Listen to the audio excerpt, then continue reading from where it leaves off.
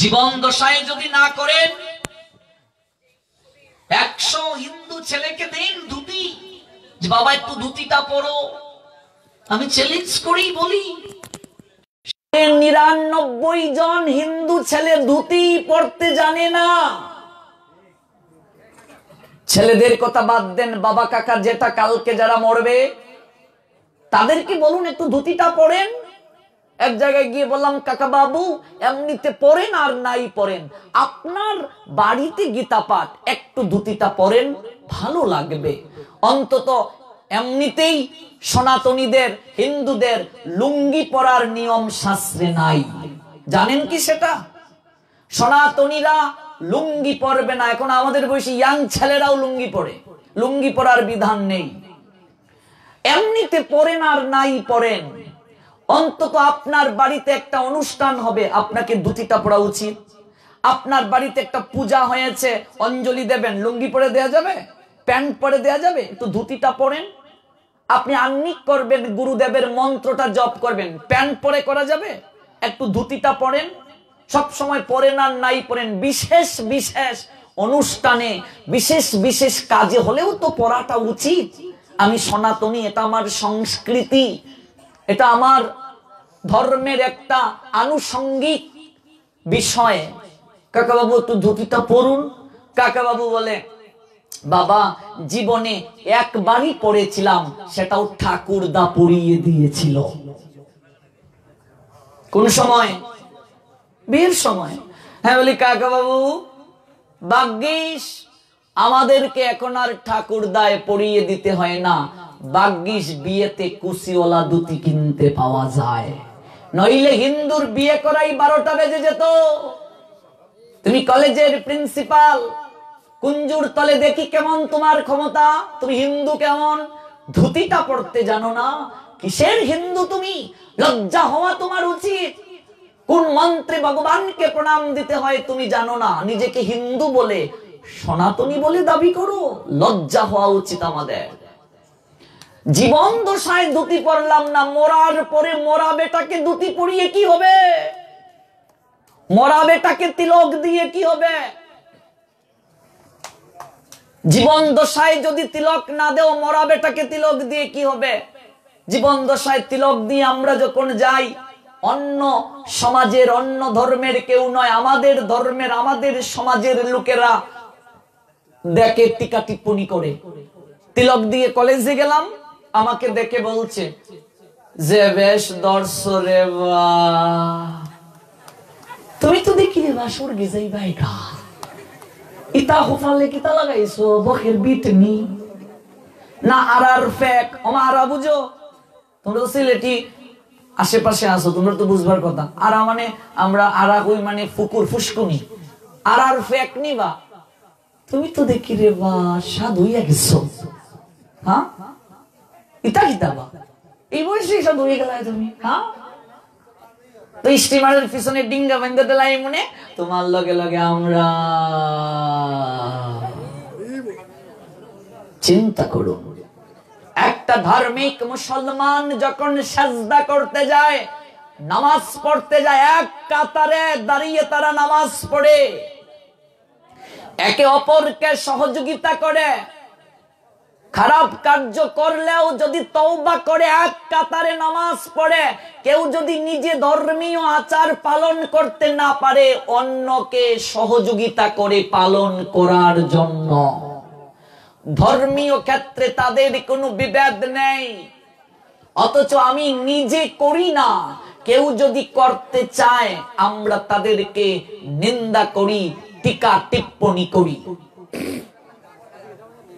বলছে যে বেশ দর্শরে বা তুমি তো দেখি সাধু হইয়া গেছো। এখানেই শেষ নয়, যিনি নিন্দা করছেন ওই নিন্দাকারী ব্যক্তির মাঝে 65+ এরকম একজন দাদু আছেন, 65 বছরের উপরে, তিনিও বলছেন। তাই বললাম দাদু আমার না সময় হয়নি, আপনার তো অনেক বয়স হয়েছে, দেখে তো মনে হয় 60+ হবে। না আমার বয়স 65, এখনো দাঁত আছি, এখনো ঠিক আছি, শক্ত আছি। তোমরা আমাদের বয়সে আসলে খুঁজেই পাওয়া যাবে না। আমি বলছি 65 বছর আপনারও কি সময় হয়নি? একটা দিনও তো সাধু সঙ্গে যেতে দেখলাম না, আপনারও কি সময় হয়নি? না, এখন ভাবছি একটু একটু ধর্ম পালন শুরু করব। যে বয়সে দেহটাকে সাপোর্ট করতে পারি না, সেই বয়সে ধর্ম পালন কি করবে?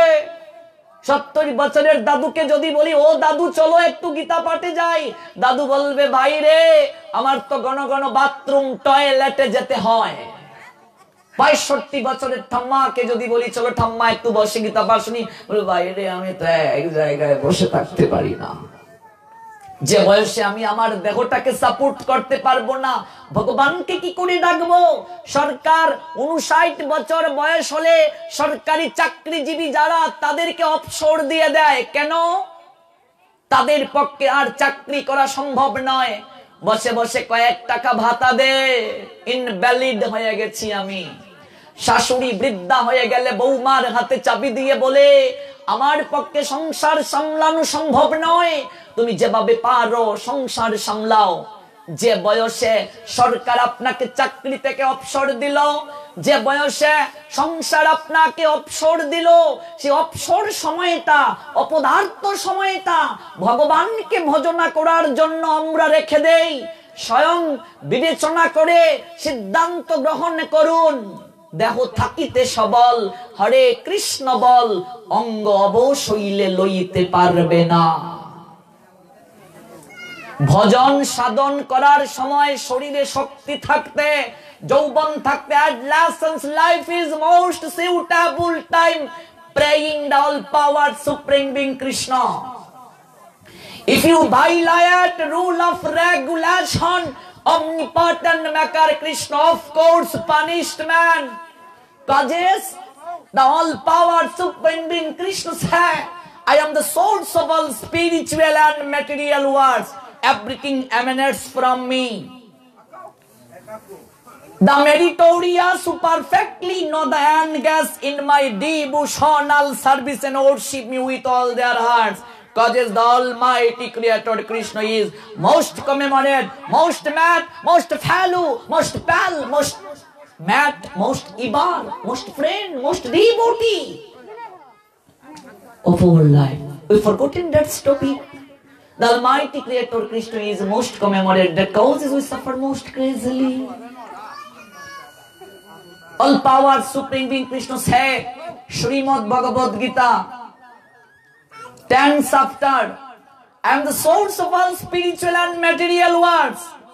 আমি জড় চেতন জগতের সবকিছুর উৎস।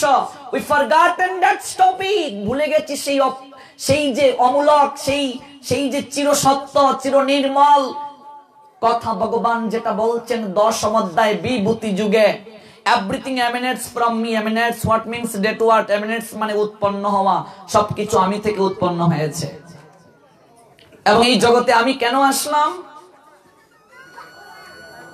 Our heartiest dignity dedicate omnipotent maker almighty creator Krishna. আমার সমস্ত কিছু ভগবত চরণে অর্পণ করব। কৃষ্ণ ভজিবার তলে, ভজিবার তরে সংসারেতে আইয়া। সংসারে কেন এসেছি মা? কৃষ্ণ ভজন করার জন্য।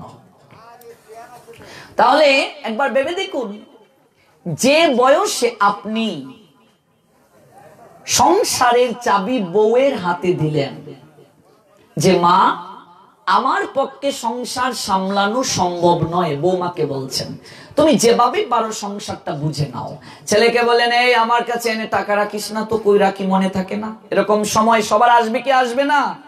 আমারও তো আসবে।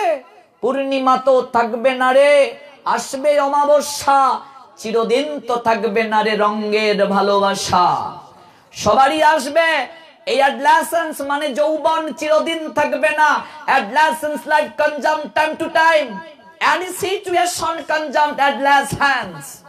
Please a work and your heartiest dignity dedicate all power supreme. যে কোনো মুহূর্তে যৌবন কনজাম্প হয়ে যেতে পারে, ব্রকেন হয়ে যেতে পারে। যে বয়সে ছেলেকে বললাম আমার কাছে টাকা এনে রাখিস না। কই রাখি, মনে থাকে না। তোদের সংসার তোরা বুঝে নে। সরকার চাকরি থেকে অবসর দিল, সংসার আপনাকে অবসর দিল, আর আপনি এই অবসর সময়টা রাখলেন কার জন্য? এই জগতে আপনাকে যিনি পাঠালেন তাকে ভজনা করার জন্য। যে বয়সে আপনি আপনার দেহকে সাপোর্ট করতে পারেন না, যে বয়সে আপনি নিজেই চলতে পারেন না, ভগবানকে কি করে ডাকবেন? ভেবে দেখো। এই কাপড়টাও জগতের বুকে আমরা কেউ নিয়ে আসিনি, না কেউ নিয়ে এসেছো? এই যে বাড়ি, অট্টালিকা, ব্যাংক ব্যালেন্স, কিচ্ছু কি নিয়ে আসিনি? জন্মের পর খাবো কি আমি ভাবিনি, আপনি ভাবেননি। ভগবান মায়ের স্তনে দুধ রেখে দিয়েছেন। সেই দুধ কতটুকু উষ্ণ, কতটুকু শীতল হবে ভগবান পরিমাপ করে দিয়েছেন। জন্ম দিয়েছে তোমায় পরে, আহার দিয়েছে তোমার মুখে পড়ে, শিক্ষা দিয়েছে তোমাকে পড়ে। মরবে যেদিন গরম জলে স্নান করিয়ে, বৈষ্ণব ভূষণে ভূষিত করে, দুলনায় চড়িয়ে হরিনাম করে স্কন্দে চাপিয়ে শ্মশানে নিয়ে যাবে পরে। মুখে আগুনটা দেবে পরে, শ্রাদ্ধের মন্ত্রটাও পরে উচ্চারণ করবে, শ্রাদ্ধের খাবারটাও পরে খাবে। তাহলে তোমার বলতে কি আছে? ভেবে দেখো। রাত্রে গিয়ে যদি ঘুমাও, চোখটা যদি খুলে তোমার জীবনে সকাল, আর না খুললে পরকাল। আজকে রাত্রে ঘুমিয়েছ, চোখটা যদি খুলে সকাল, আর নইলে পরকাল।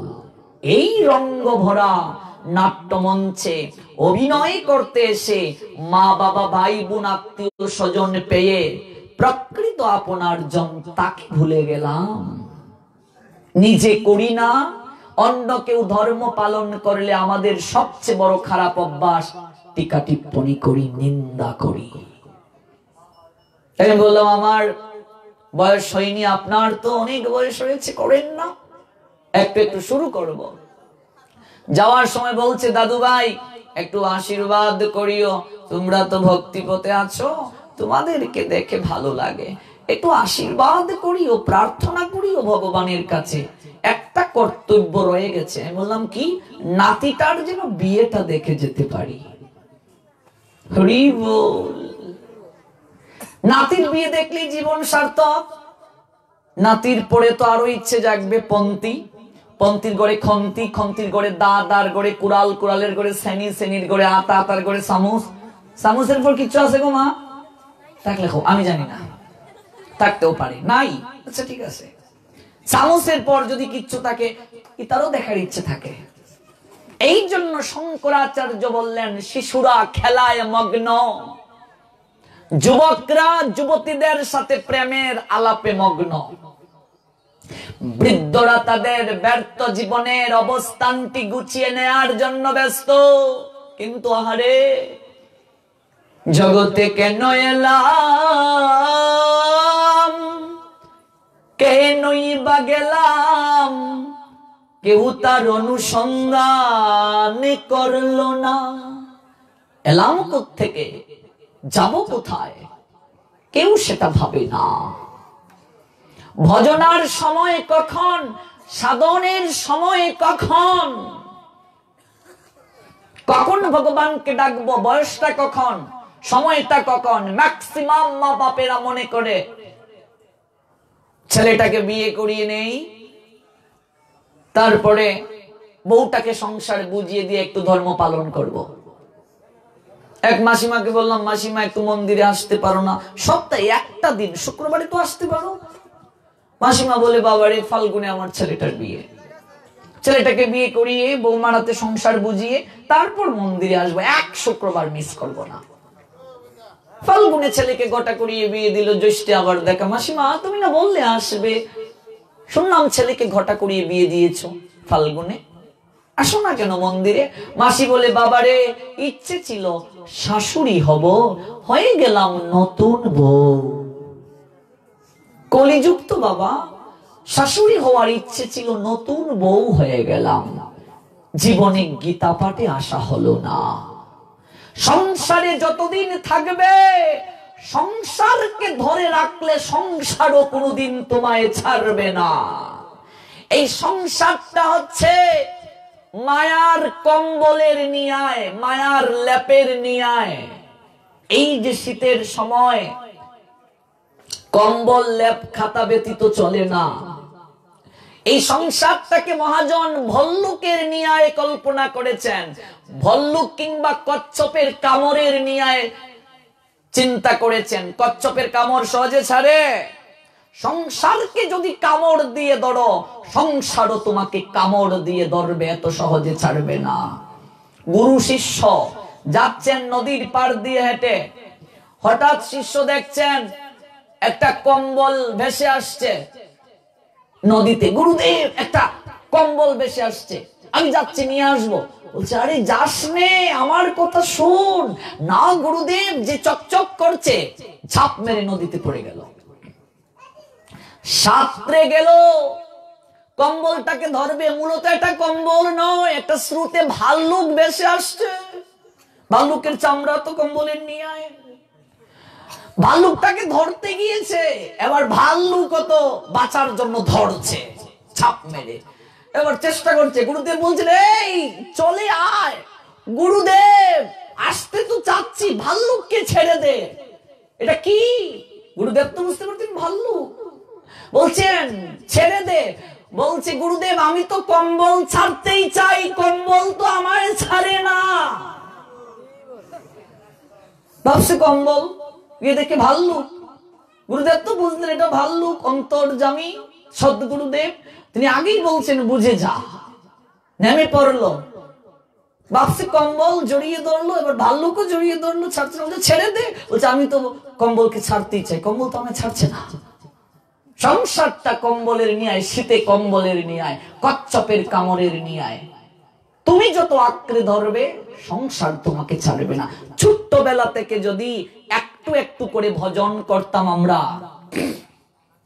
আজকে যদি বয়স 40 হয়, 50 হয়, ভেবে দেখো ছোট্টবেলা থেকে 8 বছর বয়স থেকে যদি 4 মালা করে জপ করতাম প্রতিদিন, 40-50 বছর বয়সে কত মালা তুমি ব্যাংকে জমা করে রাখতে পারতে?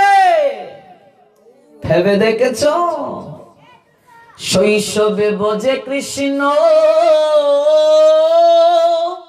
কৃষ্ণ পাবার আসে, যৌবনে ভজে কৃষ্ণ, আসে বানায় আসে। আর বৃদ্ধকালে ভজে কৃষ্ণ, জমের তারাসে। বৃদ্ধকাল কেউ ভালোবাসে না, পুরাতনকে কেউ ভালোবাসে না গো। সংসারকে যে এত ভালোবাসো, ছেলেকে না খাইয়ে খাও না। ছেলে চলে গিয়েছে, মেয়ে চলে গিয়েছে, রাস্তায় গিয়ে দাঁড়িয়ে থাকো কবে আসবে। 3 দিন বিছানায় পড়ে দেখো, 4 দিনের দিন ওই আদরের ছেলেটাও আর আদর করে মা বলে ডাকে না। মনে মনে ভাবে, একেশ পাখে দন্ত নরে, সম্বল হয় তোমার লাঠি। আর পুত্র পরিজন সকলে বলে, এই জঞ্জাল মরলে বাঁচি। বাস্তবকে বাস্তব রূপে ভেবে নাও, সংসারে কেউ কারো নয়। এই প্রকৃত সত্য যেদিন মানুষ উপলব্ধি করতে পারবে, সেদিন সংসারের পাশাপাশি ভগবানকে বাদ দেবে না। জলের মাঝে নৌকা থাকে, সমস্যা আছে মা? নৌকা তো জলে ভেসেই থাকে, কিন্তু নৌকার মাঝে যদি জল ঢুকে যায় কি হয়? নৌকা জলের মাঝে ডুবে যায়। সংসারে থাকো, সংসারে তো থাকতে হবে। সংসারকে বাদ দেওয়া যাবে না, চাকরি বাদ দেওয়া যাবে না, ব্যবসা বাদ দেওয়া যাবে না, পড়াশোনা কিছুই বাদ দেওয়া যাবে না। এগুলো করতেই হবে। এগুলো ছাড়া তো সংসারে টিকে থাকতে পারবো না। চাকরি বাকরি, ব্যবসা বাণিজ্য সবকিছু করতে হবে। জলের মাঝে নৌকা, নৌকা ভেসে থাকে, নৌকার মাঝে জল ঢুকলে সেই নৌকা জলের মাঝে ডুবে যায়। সংসারে থাকো, কিন্তু সংসারটাকে এতটা ভিতরে প্রবেশ করাইও না। সংসারকে যদি এতটা ভিতরে প্রবেশ করাও, তুমিও সংসার সমুদ্রে ডুবে যাবে। আর কোনোদিন কুল কিনারা খুঁজে পাবে না। যারা বলছি সময় হয় নাই, পরে ডাকবো, পরে একাদশী ব্রত শুরু করব, হরিনাম পরে করব, সাধু সঙ্গে পরে যাব, তাদের জীবনে আর কখনো করা হবে না। সারা বাংলায় যখন ঘুরে বেড়াই, বিভিন্ন জেলায় যাওয়ার পরে বৃদ্ধ যারা আছেন তারা গলা জড়িয়ে ধরে কাঁধে চিৎকার করে যে প্রভুজি আমরা কেন সময় থাকতে শুরু করলাম না। এখন তো ভালো করে রাম বলতে আম এসে যায়, দাঁত পড়ে গেছে, কানে ভালো করে শুনি না, চোখে ভালো করে দেখি না, কেন যে ভুল করলাম। এই জন্য ভজনের সাধনের বয়স কখন? কৌমার কাল। কৌমার কাল হচ্ছে ভজনের সময়। প্রহ্লাদ মহারাজ বললেন 7 বছর বয়সের পূর্ব পর্যন্ত আমাদের কোন পাপ চিত্রগুপ্তের খাতায় লেখা হয় না। কয় বছর? 7 বছর। বয়স 7 হয়ে গেলেই তোমার সমস্ত দৈনন্দিন কাজের হিসাব 2টি খাতায় লেখা হয়। যমরাজের 2 জন চর আছে, একজন চিত্রগুপ্ত, একজন বিচিত্রগুপ্ত। একজন ভালো লিপিবদ্ধ করে, আরেকজন মন্দ লিপিবদ্ধ করে। হিসাব দিতে হবে, সমস্ত কিছু হিসাব দিতে হবে। আমরা তো মনে করি কেউ দেখে নাই, জমির আইল একটু একটু করে সরিয়ে নেই, একজন উপর থেকে দেখছেন। কুকর্ম করছি কেউ দেখে নাই, মানুষ কুকর্ম করতে চায় অন্ধকারে, কেউ যেন না দেখে। অথচ এটা ভুলে যায় এই জগতের বুকে অন্ধকার আপাত দৃষ্টিতে সব জায়গাতেই ভগবানের দৃষ্টি আছে, সব জায়গাতেই ভগবান দেখছেন। এই কথাটা যদি মানুষ মনে রাখতে পারত যে আমি যা করছি সব একজন দেখছেন, সে কখনো কুকর্ম করতে পারত না। গুরুদেব শিষ্যকে দিলেন, 2 জন শিষ্য এসেছে, দুজনেই দীক্ষা নেবে। গুরুদেব বলছেন দীক্ষা যে দেব একটু পরীক্ষা করতে হবে তোমাদের। সদ্গুরু এত সহজে কাউকে দীক্ষা দেয় না, আগে যাচাই বাছাই করে ক্ষেত্র প্রস্তুত করে, যত্র তত্র বীজ বপন করে না। বলছে আমার কাছ থেকে দীক্ষা নিতে চাও, একটা পরীক্ষা দিতে হবে। 2টা কবুতর দিলেন, এমন এক জায়গায় যাও, এমন এক জায়গায় গিয়ে কবুতরটাকে হত্যা করে নিয়ে আসো, কেউ যেন না দেখে। এবার একজন শিষ্য বলে এটা আবার পরীক্ষা হলো, এমন এক জায়গায় যাব, দরজা বন্ধ করে মেরে নিয়ে আসবো, কেউ দেখবে না। গুরুদেব মেরে নিয়ে এসেছি। বলছেন বাহ, ভালো করেছো, তোমার হৃদয় মাঝে এই চেতনা কখনো জাগ্রত হয়নি, জীব হত্যা মহাপাপ, তুমি যেটাকে মারছো। গুরুদেব আপনি আদেশ দিয়েছেন। আরে বোকা, আমি আদেশ দিয়েছি তাই বলে মেরে নিয়ে আসবে? আচ্ছা ঠিক আছে, বসো।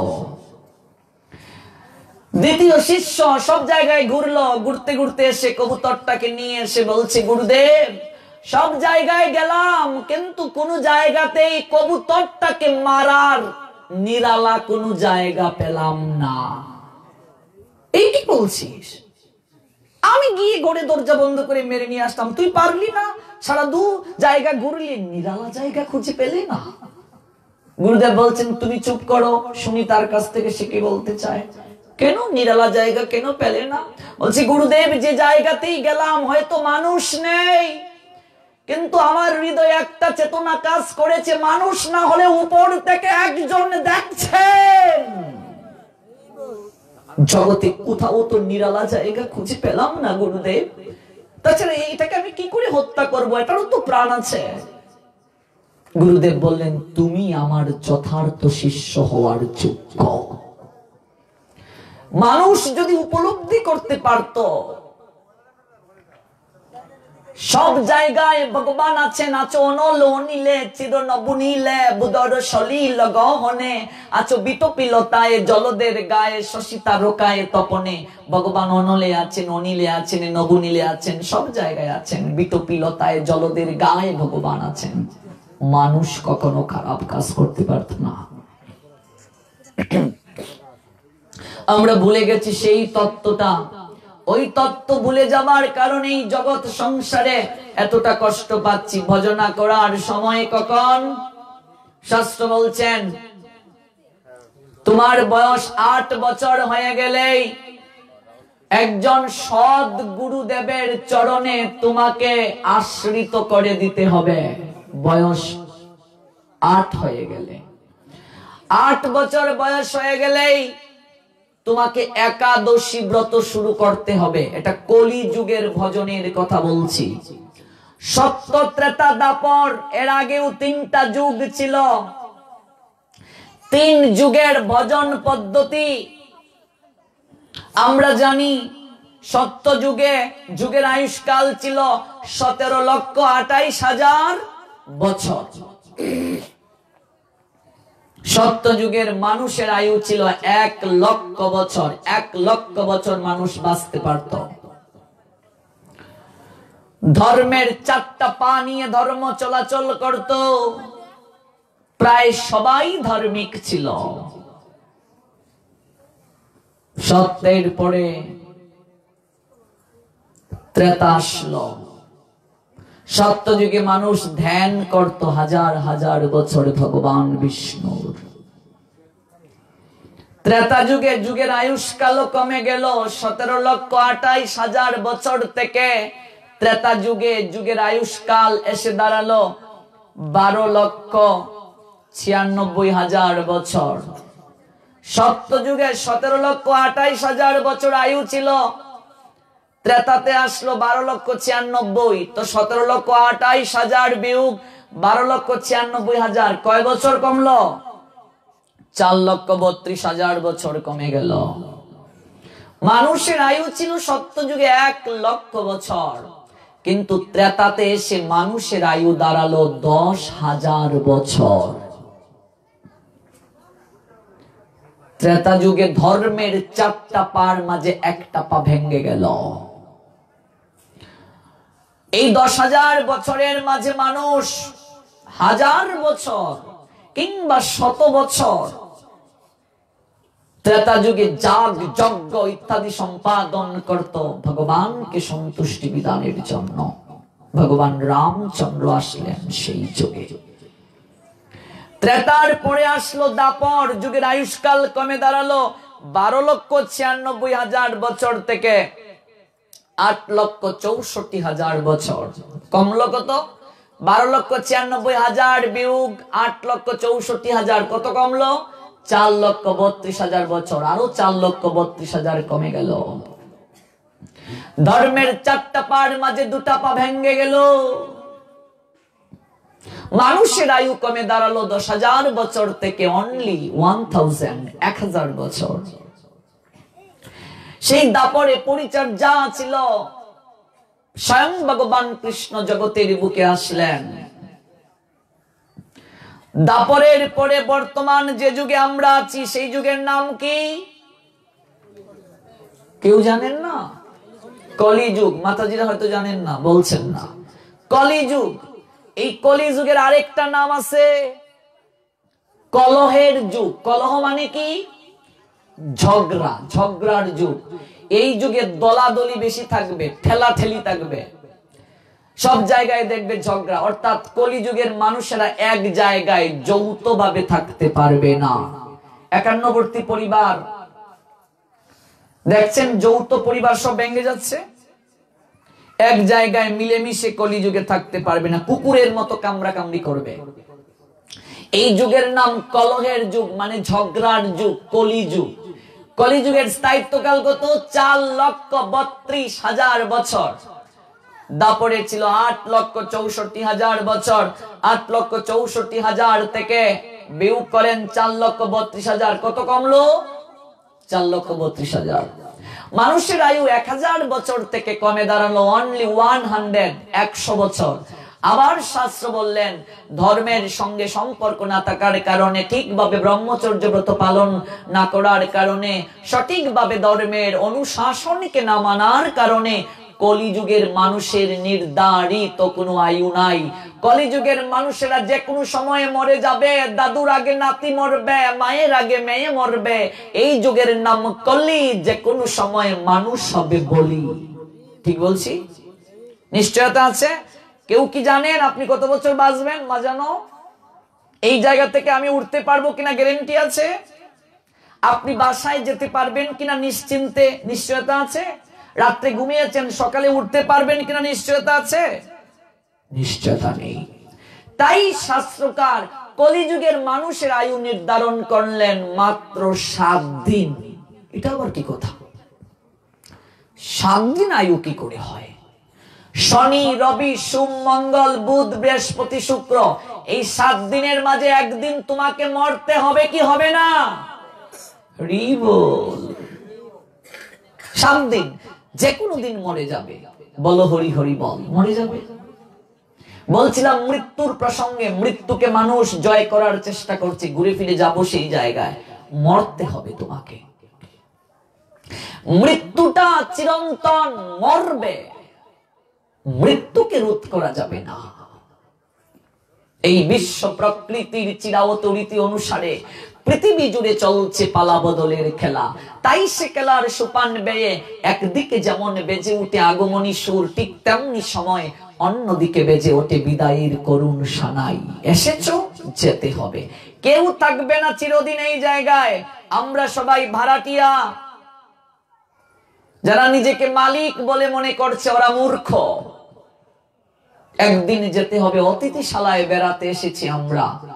অতিথিশালায় বসে বসে ভাবছড়ে মন সব তোমারই। তোমার ঘর, তোমার বাড়ি, এই তো তোমার জমিদারি। যেদিন যমরাজ করবে সমনধারী, সেদিন দুহাই দিবে কোন রাজার। যমরাজ যেদিন সমনধারী করবে, সেদিন দুহাই কোন রাজার দেবে। যেতে হবে সবাইকে।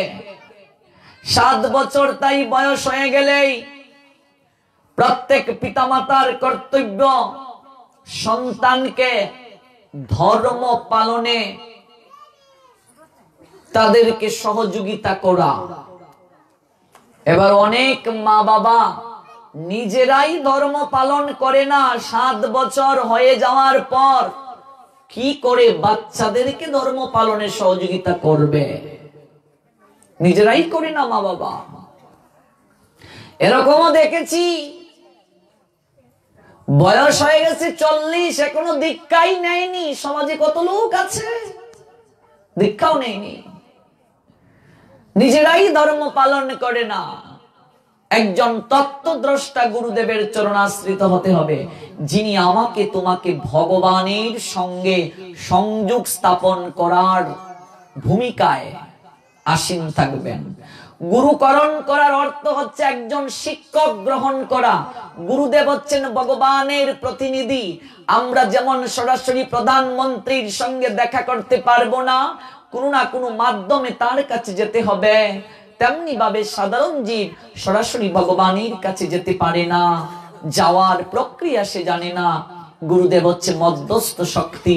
তিনি আমাদেরকে হাতে কলমে শিখাবেন, রাস্তা দেখিয়ে দেবেন, কিভাবে ভগবানের কাছে যাব সেই পদাঙ্ক অনুসরণ করিয়ে দেবেন। সেই গুরুদেবকে কি হতে হবে? সৎ গুরুদেব হতে হবে। সৎ গুরুদেবকে যেই কৃষ্ণ তত্ত্ববেত্তা সেই গুরু হয়, যিনি যথার্থ কৃষ্ণ তত্ত্ববেত্তা, যিনি শাস্ত্রকে ভালোভাবে জানেন, নিজের জীবনে আচরণে আনেন, তিনি অবশ্যই তার গুরু পরম্পরা থাকতে হবে। অবশ্যই তিনি আচরণশীল হবেন, অবশ্যই কৃষ্ণ তত্ত্ববেত্তা হবেন, অবশ্যই তিনি প্রসাদ বুঝি হবেন, অবশ্যই তিনি কোনো ধরনের চা পান বিড়ি সিগারেট গ্রহণ করবেন না।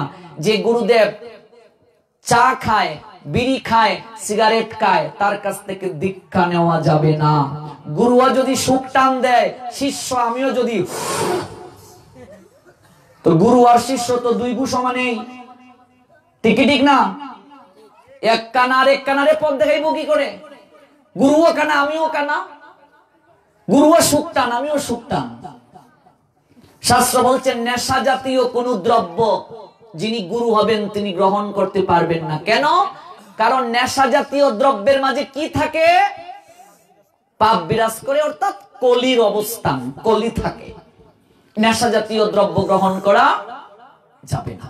চা পান বিড়ি সিগারেট খেতে পারবে না, পানও একটা নেশা, চাও নেশা, এগুলো গ্রহণ করতে পারবে না। যথার্থ গুরু এগুলো গ্রহণ করবে না। যদি করে বুঝতে হবে তিনি আচরণশীল নন। এবার আমরা নিজেরাই বিচার করতে পারবো কে আচরণশীল, কে আচরণশীল নন। আমি কাউকে অসম্মান করছি না, শাস্ত্রের কথা বলছি, ভাগবতে সেটা উল্লেখ আছে। যথার্থ গুরুদেব কোন ধরনের দ্রুত ক্রীড়ার সঙ্গে যুক্ত থাকবেন না, জুয়া জাতীয় খেলা খেলবে না। আজকে তরুণ সমাজ দেখবে আইপিএল এর নামে জুয়া ধরে, জরে কি ধরে না, জুয়া ধরে, বিপিএল এর নামে জুয়া। এরকম আমি দেখেছি বাংলায় ঘুরে অনেক ছেলে পিলে জুয়া খেলে সর্বশান্ত হয়ে গেছে। কদিন আগে, দুদিন আগে সময় টিভিতে দেখিয়েছে, নিউজটা দেখেছেন কিনা, এক কুলাঙ্গার তার বউকে পর্যন্ত বাজি ধরে ফেলেছে জুয়ায়। যাবেন কোথায়? কলি থাকে। যথার্থ গুরুদেব দুধ ক্রীড়া করবে না। কলিযুগে নিষেধ। ধর্মরাজ যুধিষ্ঠিরের পর্যন্ত মাথা বিগড়ে গিয়েছিল, পাশাতে নিজের স্ত্রীকে পর্যন্ত বাজি ধরে ফেলেছিল। ভাবা যায়, এত বড় ধর্মরাজ, তার যদি মাথা বিগড়ে যায়, কলিযুগে যদি পাশা খেলার চল থাকতো কি হতো আমাদের? আমরা তো এমনিতেই ধর্ম থেকে দূরে কলির প্রভাবে। কাজে কলিযুগে পাশা নিষেধ, জুয়া নিষেধ। কোন ধরনের জুয়া জাতীয় খেলা খেলতে পারবে না। জুয়া এমন একটা জিনিস তোমাকে সর্বশান্ত করে দেবে। তরুণেরা বিশেষ করে এটা আকৃষ্ট হয়, পার্টনার হয়ে যাক বাজি। বুঝতে হবে কলি তোমার ঘাড়ে বসে গেছে। যথার্থ গুরুদেব কোন ধরনের দ্রুত ক্রীড়ার সঙ্গে যুক্ত থাকবেন না। যথার্থ গুরুদেব ভগবানকে ভোগ না দিয়ে প্রসাদ ছাড়া কিছু গ্রহণ করবে না। চা পান বিড়ি সিগারেট খাবে না, দ্রুত ক্রীড়ার সঙ্গে যুক্ত থাকবে না। মৈথুন, অবৈধ মৈথুন কার্যের সঙ্গে যুক্ত থাকবে না। অবৈধ মৈথুন মানে কি? অবৈধ সেক্সুয়ালিটি। যথার্থ গুরুদেব যুক্ত থাকবেন না। যদি থাকে তিনি গুরু হওয়ার যোগ্য নন। গুরুকরণ করার পূর্বে যাচাই করতে হবে, আমি যে গুরুদেবের কাছ থেকে দীক্ষা নেব সেই গুরুদেবের গুরু পরম্পরা আছে কিনা। এই গুরু পরম্পরা যাচাই করলে সারা বাংলায় 90 জন গুরুদেব গুরুগিরি করতে পারবে না। গুরু পরম্পরা কি? আপনাকে যে মন্ত্র দেয়া হবে সেই মন্ত্র ভগবানের নিকট থেকে শ্রুতলিপির মাধ্যমে এসেছে কিনা। মনে করুন মেইন তারের সঙ্গে এটার যদি সংযোগ না থাকতো, এই তারের লাইট কি জ্বলতো? এই যে সাউন্ড হচ্ছে, মেইন তারের সঙ্গে সংযোগ না দিলে চলতো? তেমনি গুরুদেব যে বীজ মন্ত্র দেবে, ওই জ্ঞানটা ভগবানের নিকট থেকে এসেছে কিনা। এরকম গুরু পরম্পরা একটা লিস্ট আছে, যিনি গুরুদেব হবেন যে সম্প্রদায়ের। এই কলিযুগে 4টা সম্প্রদায়কে দীক্ষার অনুমতি দেওয়া হয়েছে। মাধবাচার্য গৌড়ীয় সম্প্রদায়, যাকে বলে ব্রহ্ম মাধব, বিষ্ণু স্বামী সম্প্রদায়, নিম্বার্কাচার্য সম্প্রদায়, রামানুজাচার্য সম্প্রদায়। এই 4 সম্প্রদায়কেই দীক্ষার অনুমতি দেওয়া হয়েছে, পদ্মপুরাণে উল্লেখ আছে। গুরুদেব দেখতে হবেন তিনি এই 4 সম্প্রদায়ের মাঝে আছেন কিনা, থাকলে নেওয়া যাবে। গুরু পরম্পরা আছে কিনা উনার, অবশ্যই থাকলে নেওয়া যাবে। শুধু গুরু পরম্পরা থাকলে হবে না, তিনি যথার্থ আচরণ করেন কি না।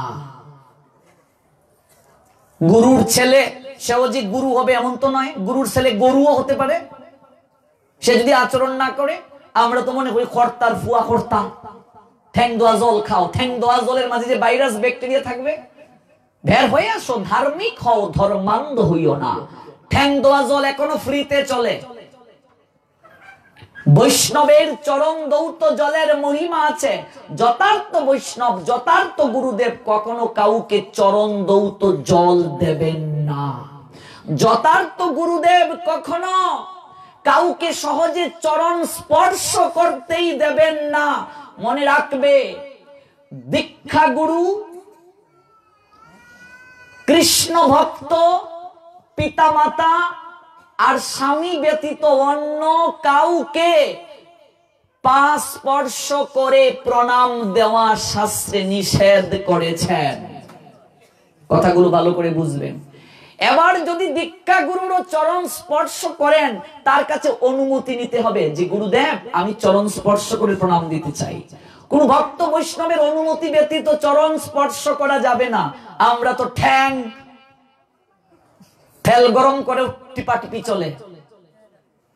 কাউকে নিন্দা করছি না, আমি সব সময় বাস্তব কথাগুলো বলি। যথার্থ গুরুদেব কখনো কাউকে সহজে চরণ স্পর্শ করার অনুমতি দেবেন না। কেন? Our sense is most intoxicating and stimulant. আমাদের ইন্দ্রিয় যে কোনো সময় উত্তেজিত হয়ে যেতে পারে। মনে রাখতে হবে কথাগুলো। যথার্থ গুরুদেব, বিশেষ করে মাতাজিদেরকে তো প্রশ্নই উঠে না। আমাদের গুরুদেব মাতাজিদের প্রণাম অনেক দূর থেকে নেয়। চরণ স্পর্শ তো দূরের কথা, আমরাই চরণ স্পর্শ করার অধিকার পাই না। এত সহজ গুরুগিরি করা। গুরুকরণ করার অর্থ হচ্ছে শিষ্যের সমস্ত ভার বহন করা। আমরা অক্ষেত্রে বিক্ষেত্রে এসে বীজ বপন করে দিয়ে গেলাম, তারপর আর কোনো খবর নিলাম না। শিষ্য গুরুদেবের সঙ্গে সম্পর্ক রাখে না, গুরুদেব আর খবরাখবর রাখেন না। বাড়িতে এসে গুরুদেব জিজ্ঞেস করেন না, কিরে একাদশী ব্রত করিস, কিরে ঠিক মতো আহ্নিক করছিস, কিরে ঠিক মতো হরিনাম করছিস, এগুলোর খবর নেই। গুরুকরণ করার অর্থ কি? তোমাকে ভগবানের কাছে নিয়ে যাওয়ার জন্য প্রস্তুত করা। যদি সেই গুরুদেব না করেন দায়িত্ব পালন, বুঝতে হবে তিনি যথার্থ গুরুদেব নন। শাস্ত্র বলছে কোন কারণে যদি কেউ শাস্ত্রীয় পালন করে না, এরকম গুরুদেবের চরণে আশ্রিত হয়ে যায়, তার কর্তব্য কি? ভুলে তো হতেও পারে। অনেক মানুষ দীক্ষা গ্রহণ করে দীক্ষা কি জানেই না। দীক্ষার আগে যদি আমি সিগারেট খাই, দীক্ষার পরেও যদি সিগারেট খাই, আমার কোনো উন্নতি হয়েছে কি হয় নাই? কথা বলেন না কেন? হয় নাই। দীক্ষার আগেও চুরি করতাম, এখনো চুরি করি, তো আমার উন্নতি কি হলো? দীক্ষা শব্দের অর্থ হচ্ছে good at. What means good at? Good at presidium, মানে দক্ষতা, দক্ষতা অর্জন করা। তুমি দীক্ষা নিয়ে কতটুকু দক্ষ হলে? যদি না হতে পারি, বুঝতে হবে গুরু কৃপা হয় নাই, দীক্ষার যথার্থতা আমি উপলব্ধি করতে পারি নাই। যথার্থ গুরুদেব শিষ্যকে সর্বদা কৃষ্ণ ভক্তির শিক্ষা প্রদান করবে। তিনি নির্লোভ হবেন। শিষ্যের ধন সম্পদ, অর্থ, বিত্ত, বৈভবের প্রতি লালায়িত থাকবেন না। শিষ্যের সামর্থ্য 1000 টাকা দক্ষিণা দেওয়া, এর বেশি সামর্থ্য নাই, জোর করে 5000 টাকা নেবেন না। 1000 দিলে মন খারাপ করবেন না, নির্লোভ হবেন। বিশ্বনাথ চক্রবর্তী ঠাকুর তার গুরু অষ্টাকমের 8টা শ্লোকে গুরুদেবের কি কি লক্ষণ হওয়া প্রয়োজন ব্যাখ্যা করেছেন। এই জন্য গুরুকরণ করার পূর্বে আগে গুরুদেবকে যাচাই করতে হবে, আমি যার কাছ থেকে দীক্ষা নিচ্ছি তিনি যথার্থ গুরুদেব কিনা। তার নিকটে আমি যে আশ্রিত হব, আমার সমস্ত প্রশ্নের তিনি সমাধান করতে সমর্থ কিনা, তিনি আমাকে যথার্থ মার্গ দর্শন করাতে সম্মত কিনা, জিজ্ঞেস করতে হবে। প্রথমে উপলব্ধিতে আনতে হবে। দ্বিতীয় কথা হচ্ছে, কোন কারণে যদি কেউ ও আচরণশীল, যিনি আচরণ করছেন না, এরকম গুরুদেবের চরণাশ্রিত হয়ে যায়, তাকে আবার সংস্কার হতে হবে। সংস্কার মানে কি? আপনি প্রাইমারি স্কুল থেকে হাই স্কুলে গেলেন, হাই স্কুল থেকে কলেজ, কলেজ থেকে ইউনিভার্সিটিতে গেলেন। এবার যদি মনে করুন হাই স্কুলের শিক্ষককে দেখা হলো, আপনি ইউনিভার্সিটিতে গেলেন, তাকে কি সম্মান করবেন না? অবশ্যই করবেন। হাই স্কুলের জ্ঞান, কলেজের জ্ঞান আলাদা, ইউনিভার্সিটির জ্ঞান আলাদা। ইউনিভার্সিটির জ্ঞান কি প্রাইমারি স্কুলের স্যারে দিতে পারবে? পারবে না। এটাকে সংস্কার বলে। অবশ্যই আপনি সংস্কার হতে পারবেন একজন তত্ত্বদ্রষ্টা সৎ গুরুদেবের কাছ থেকে।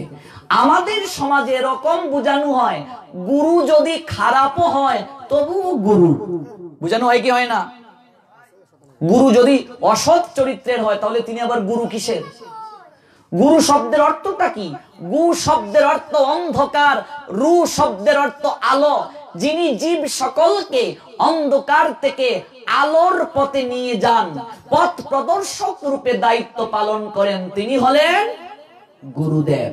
তবে মনে রাখতে হবে, যে গুরুদেব আচরণশীল, যে গুরুদেব কৃষ্ণ তত্ত্ববেত্তা, সেই গুরুদেবের চরণে যদি কোনো শিষ্য অপরাধ করে তাহলে তার সমস্ত কিছু বিনাশ হয়ে যাবে। কৃষ্ণ রুষ্ট হলে গুরু রাখিবারে পারে, গুরু রুষ্ট হলে কৃষ্ণ রাখিবারে না রে।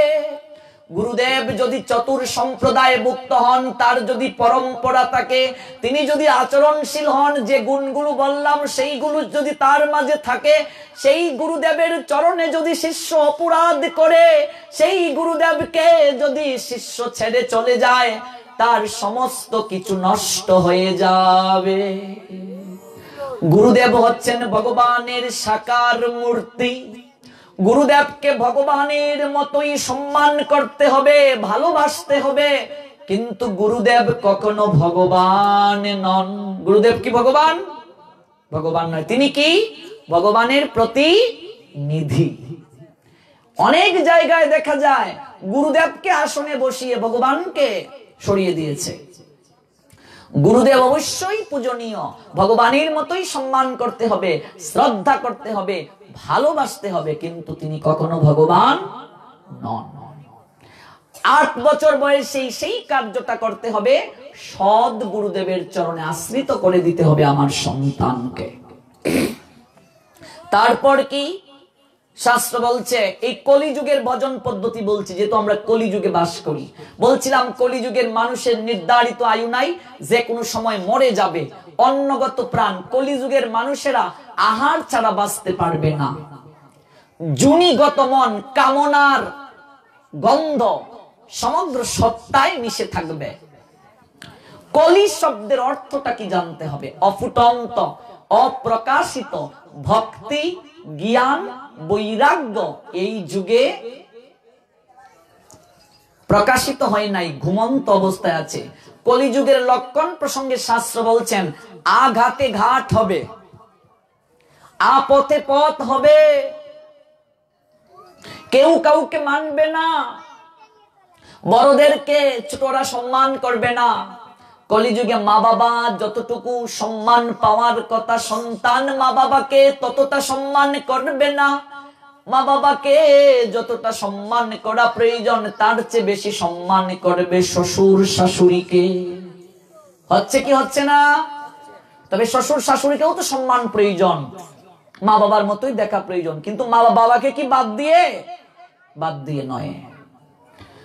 ভাই বোন যতটা না মর্যাদা পাওয়ার কথা, স্নেহ পাওয়ার কথা, কলিযুগের লক্ষণ প্রসঙ্গে শাস্ত্র বলছেন তার চেয়ে বেশি আদর পাবে শ্যালক শালিকা। ঠিক কি ঠিক না? কলিযুগের লক্ষণ। কলিযুগের লক্ষণ প্রসঙ্গে শাস্ত্র বলছে, অবিদ্যা গ্রাস করবে, নকল ভগবানের সৃষ্টি হবে, ভগবানের জ্যাম লেগে যাবে, ফ্যাক্টরি খুলে যাবে। গুরুদেবের শাসন শিষ্য মানবে না, শাস্ত্রের আইনগুলোকে মানুষ মানবে না, ইন্দ্রিয় তর্পণের নেশায় মশগুল থাকবে, পাপে তাপে ক্লিষ্ট ত্রিতাপ জ্বালায় জর্জরিত হবে মানুষ। আহাকার চারিদিকে, ক্ষুধা তৃষ্ণা চারিদিকে আহাকার থাকবে। এবং দিন দিন যখন মানুষ শাস্ত্র থেকে দূরে সরে যাবে, তখন মহামারী ধারণ করবে। মহামারী হবে। মহামারী কি? বন্যা, জলোচ্ছ্বাস, বিভিন্ন ভাইরাস, টর্নেডো, খরা, সাইক্লোন, এগুলোকে আদি দৈবিক দুঃখ বলছেন ভগবান গীতায়। মানুষ 3টা দুঃখ পায়, আধ্যাত্মিক, আদি ভৌতিক, আদি দৈবিক। সমস্ত কথা গীতায় আছে, বুঝতে হবে। আধ্যাত্মিক দুঃখ কি? মানুষ জন্মের সঙ্গে সঙ্গে যে দুঃখগুলো নিয়ে আসে। মনে করুন, কেউ ধনীর ঘরে জন্ম নিল, কেউ গরিবের ঘরে জন্ম নিল, কেউ জন্মের পরই সোনার চামচ নিয়ে বড় হলো, কেউ জন্মের পরই খাবার পেল না। দুঃখ কি দুঃখ না? কেউ এমন একটা জায়গায় জন্ম নিল যেখানে সব সময় ঠান্ডা লেগে থাকে, আছে না এরকম জায়গা? কেমন একটা জায়গায় জন্ম নিল যেখানে শুধু তাপ আর তাপ। এখন উত্তরবঙ্গে দেখবেন এত ঠান্ডা, সর্বনাশ। পঞ্চগড় যদি যান, দক্ষিণ অঞ্চলে যাবেন, চৈত্র মাস মতো নিজেদের ধর্ম পালন করতে পারি না, এটাও তো একটা সমস্যা। এমন একটা জায়গায় আপনি জন্ম নিলেন, যে জায়গায় জন্ম নেওয়ার পরপরই আপনাকে শোষিত হতে হচ্ছে বিভিন্ন ভাবে। কিংবা কেউ অন্ধ হয়ে জন্ম নিল, পঙ্গু হয়ে জন্ম নিল, কেউ বা গায়ের রং ফর্সা হয়ে জন্ম নিল, কেউ বা কালো হয়ে জন্ম নিল। তাহলে এত বিভেদ কেন? ভগবান কি পক্ষপাতিত্ব করেন? ভগবান বলছেন না, তুমি তোমার কর্মের কারণে এইগুলো লাভ করেছ। কর্মের কারণে এরকম মা পেয়েছো, বাবা পেয়েছো, ভাই পেয়েছো, বোন পেয়েছো, গায়ের রং পেয়েছো, ভৌগোলিক অবস্থান পেয়েছো, সব পেয়েছো। এটা কোন দুঃখ? আধ্যাত্মিক দুঃখ। ভগবান গীতায় বললেন আদি ভৌতিক ভূত। ভূত শব্দের অর্থ কি? ওই যে ভূত ফেরত, এটা না। ভূত মানে জীব, ভূত মানে উপাদান। আদি ভৌতিক অন্য ভূত দ্বারা মানে অন্য জীব দ্বারা, অন্য কোনো কিছু দ্বারা মানুষ যে দুঃখ পায়। মনে করুন আপনি কাউকে ভালোবাসলেন, সেই ভালোবাসার মানুষটা আপনাকে ছেড়ে গিয়ে দুঃখ দিল, এটা দুঃখ কি দুঃখ না? এটা আদি ভৌতিক দুঃখ।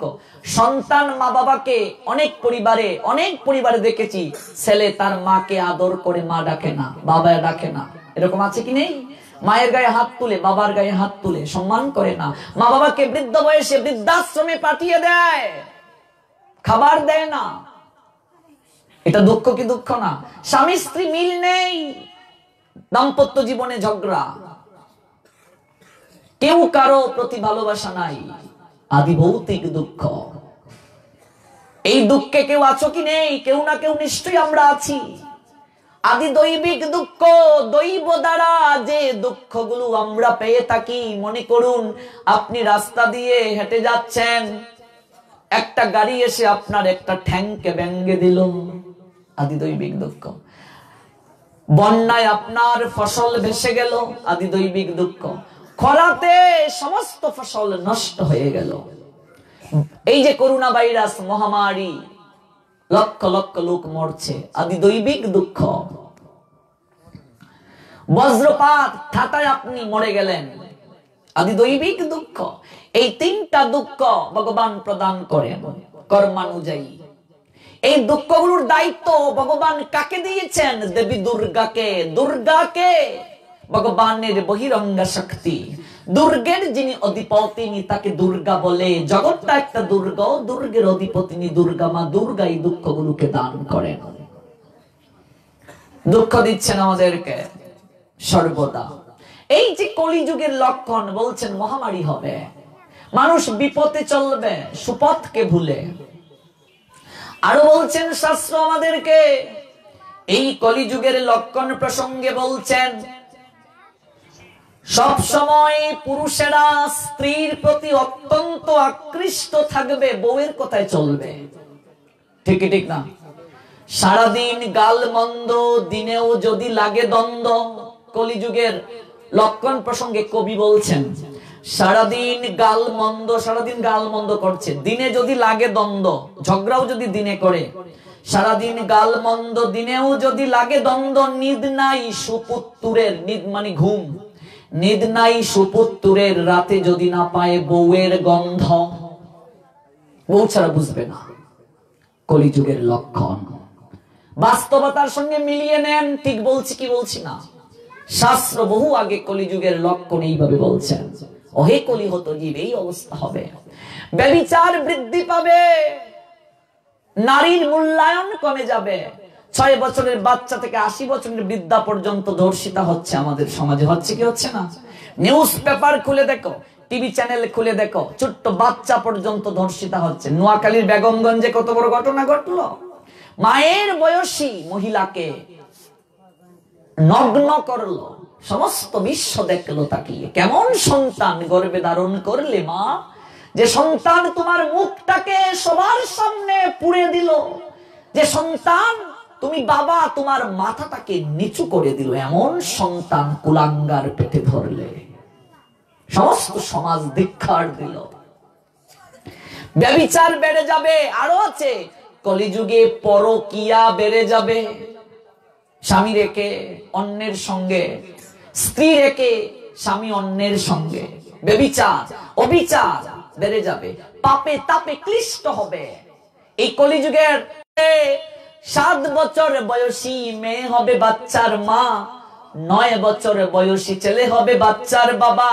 মানুষের উচ্চতা ধীরে ধীরে কমে যাবে। হাইট কমে যাচ্ছে কি যাচ্ছে না মানুষের?